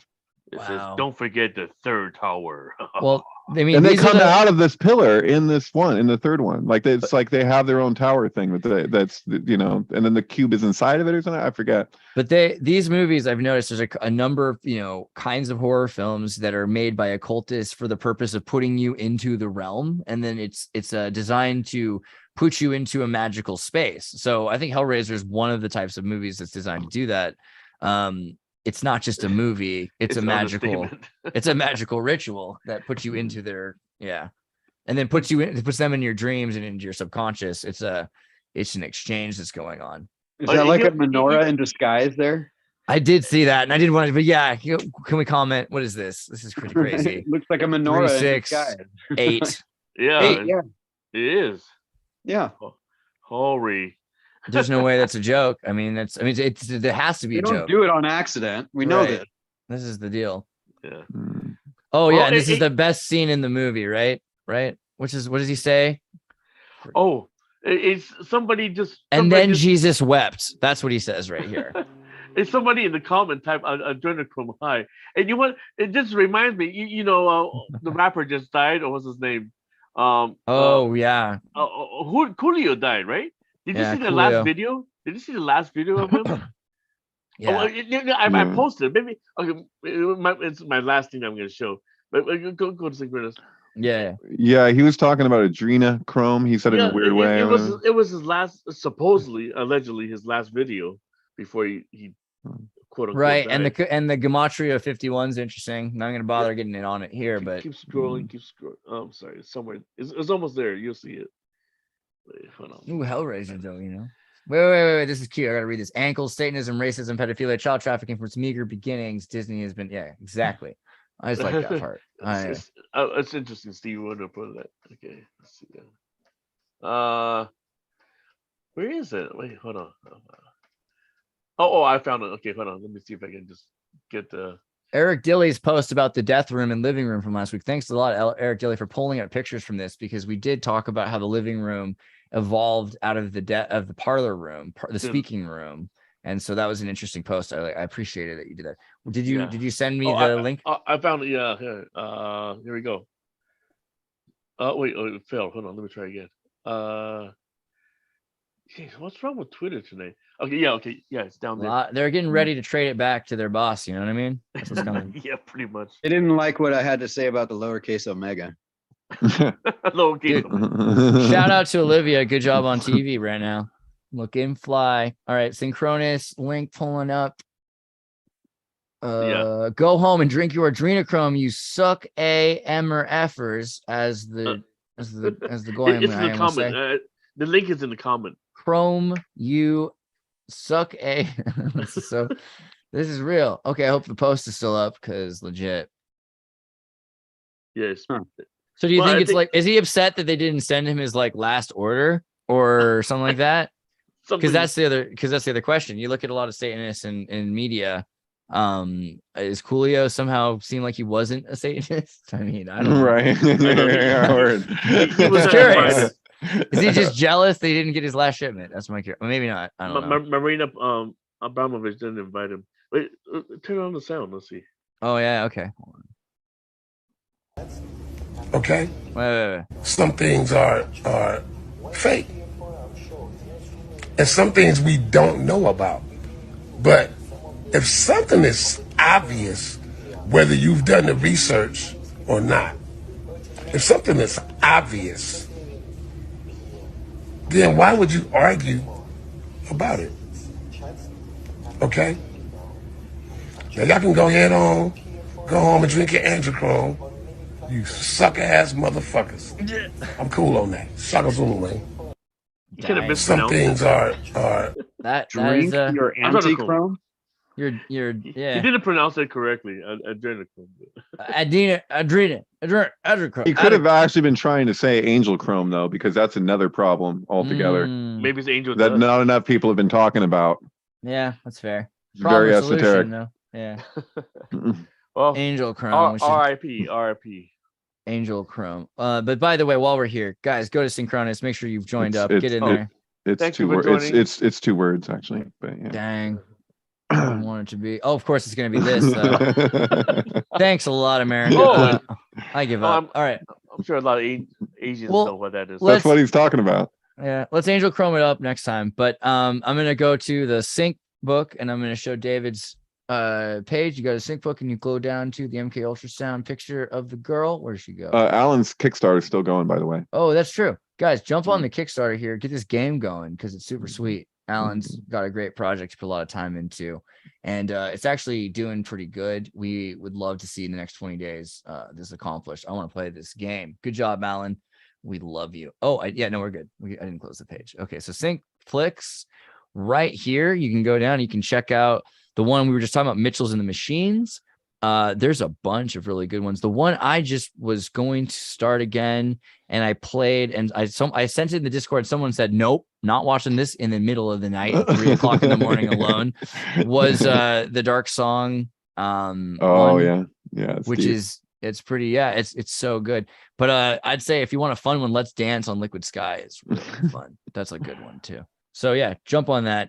And Holy Mountain is a good sync. I really think, because not everyone's seen Holy Mountain apparently, and I found this out. Yeah. So guys, get that done. But also you can watch it with this, and I think it's really worth it. A big reason I recommend sync flicks, aside from the fact that they are really good, and I believe now a bunch of bands and movies are aware of this because of copyright, so they do this on purpose, is also because it demystifies their movie. So this movie, Mitchell's in the Machine, has so many cutesy little things going on, but if you take all that sound out and just stare at it, it is just shocking, the symbology in this kids movie. It is just so full of everything from Kubrick to Aleister Crowley. Yeah, she's wearing shining socks, and she's, if you look closely in her room, she's got the, what is it called, The Last Command, that like Hal Ashby, Jack Nicholson movie from the 70s when he was in the Navy. She's got a little poster that's like and then also just obviously Hal, it's Bowman, it's Andre, what is his name? Eric Andre is playing Mark Bowman, who's basically being like a Steve Jobs type guy. And so you have the Bowman 2001 connection with Pal with him and that. And it's this whole thing. You know, any film that starts with MM. Oh, yeah. It just, Mickey Mouse, 1313. Master Mason. Master Mason, 1313 at Disneyland Drive, Disneyland address. And make sure you guys have jumped onto the Xirtus Discord. There's a lot of crazy stuff here. You can get all the content all of the time. A bunch of people are making cool memes. I just saw a fun one. Where did that one go? That was adorable. Oh, here we go. This is cute. This is me and Adam Krigler, and I get to be the old man. I mean, come on. I'm Jack Lemmon. All right. Okay. So, great. But yeah, so thank you for being here, Chris. I'm going to help you fix your mic after the show, so let's stick around because I definitely want to fix that. And love you guys. See you next week. All right. Peace. Peace.